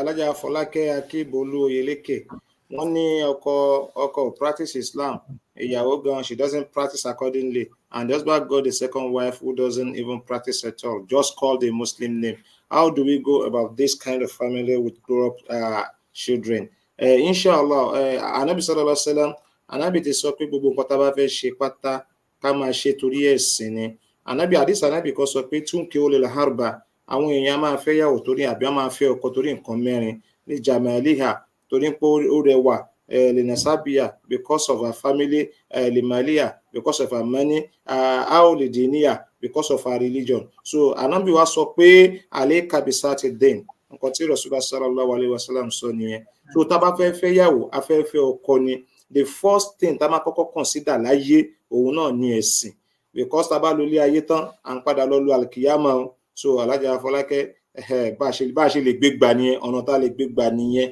when you want to marry just first consider the deen before any other thing ẹ̀sìn ní ká kọ́kọ́ consider ní ká tó máa wo gbogbo wọn èyí tó kù lẹ́yìn ẹ̀kọ́ lọ́n dákun kó wá pẹ̀lú wa gbogbo ẹ̀yin màmá wa pátápátá we really appreciate your effort appreciate ẹ̀kọ́ tẹ́ kọ́ wa yìí jazakumullahu ma dumtul hayat. Ọlọ́run bá wa lọ́rẹ̀ ẹ̀mí yín o, Ọlọ́run jẹ́ kẹ́ pẹ́ fún wa, Ọlọ́run jẹ́ ká rí yín pẹ́ o. Yes, this is an educative program. Even as a gẹ́gẹ́ bí ẹni tí mo bá yín kópa ń bẹ̀, I really enjoy it. Èmi náà gbọ́ àwọn ọ̀rọ̀ tí ó dùn mímí náà létí, tó ṣe pé gẹ́gẹ́ bí àfa èèyàn náà máa mú lò, gẹ́gẹ́ bí agbẹ̀sìnmágbòfin. This is the first time I will have such a statement. Another thing, inshallah. Ọlọ́ba aṣọ yín ní ẹ̀sọ́ rí. Bismillah laqad ja'akum gbogbo màmá wa tí wà lórí ètò. Bismillahir rahmanir rahim. Laqad ja'akum rasulun min anfusikum azizun alayhi ma anittum harisun alaykum bil mu'minina ra'ufur rahim. Fa in tawallaw faqul hasbiyallahu la ilaha illa huwa alayhi tawakkaltu wa huwa rabbul arshil azim. Ọlọ́ba aṣọ yín ní ẹ̀sọ́ rí púpọ̀. Ọlọ́ba aṣọ yín ní ẹ̀sọ́ rí púpọ̀. Ọlọ́run aṣọ yín ẹ̀sọ́ rẹ̀ púpọ̀. Inshallah bi qudratil azim. Gbogbo ẹ̀yin màmá wa ní orí ètò, gbogbo ẹ̀yin brother wa lórí ètò, ẹ̀yin sister wa, ẹ̀yin father wa. Nasfat Radio Hajj and Umrah is still going on. Gbogbo àwọn tá bá fẹ́ bá wa lọ sí Umrah àti Hajj. Umrah December ni, Umrah January ni, Umrah Nuawe ni, Hajj next year 2024. Àwọn èèyàn ti ń sanwó, wọ́n ti ń sanwó tíkẹ́tíkẹ́ kí àjọ papọ̀ wá bá wọn wọ ọkọ̀ làdé Saudi. Wallahi mo fi Ọlọ́run tó dá mi ṣẹlẹ́rìí, ní Nasfat Radio America and Canada lọ sí àjì kẹtù kábàámọ̀. Gbogbo ibi tó yẹ kẹ́ ẹ dé pátá lẹ máa dé, gbogbo àwọn ayé siara tó yẹ kí wọ́n mú yín dé lẹ máa mú yín dé, kódà ẹ máa enjoy, ní kábàámọ̀ pé ẹ bẹ́ lómi lọ. Ọlọ́run dákun kó ṣe Hajj àti Umrah, Ọlọ́run ṣe nírọ̀rùn fẹ́ ní kọ̀ọ̀kan wa. So àwọn èèyàn ti ń sanwó, ẹ jẹ́ káwa náà ká lọ san tiwa. Instrumental payment wọ́n ti ń bá lọ. Àwọn tá bá dẹ̀ fẹ́ kó tiwa náà lẹ́lẹ́kẹsẹ̀ ní ẹ jẹ́ ká lọ san. Nasfat Radio Umrah and Hajj ó ti ń lọ lọ́wọ́lọ́wọ́ báyìí. Ọlọ́run dákun jẹ́ ṣe nírọ̀rùn fún wa, Ọlọ́run ṣe nírọ̀rùn fẹ́ ní kọ̀ọ̀kan wa. La ilaha illallah wala hawla wala quwwata illa billahi al-aliyyil azim. Ẹ jẹ́ ká tún wá pàdé ní Tajud Night wa inshallah. Ká pàdé ní Tajud Night wa inshallah. So that is 5:30 a.m. Nigeria time. That's 12:30 a.m. Eastern time, 11:30 p.m. Central time, and 9:30 p.m. Pacific time, inshallah. Ẹ jẹ́ ká pàdé fún Tajud Night wa, kọ́lọ́ dàpọ̀ kó gba àdúrà ẹnì kọ̀ọ̀kan wa. Once again, our mothers of the program, we really appreciate you very well.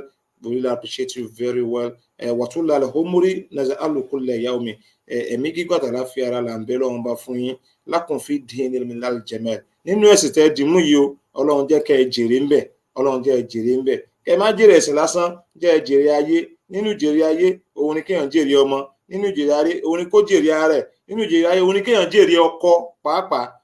Tẹ́ bá wá jèrè ayé tán, kọ́lọ́ máa fi èrè ń jẹ talkiyama tó lóore jùlọ. Ọlọ́run dákun má fi dùn yín. Ọlọ́run dákun má fi dùn yín láéláé, má fi dùn yín láéláé. Bismillahi inna atayna. Bismillahir rahmanir rahim. Inna atayna kal-kawthar.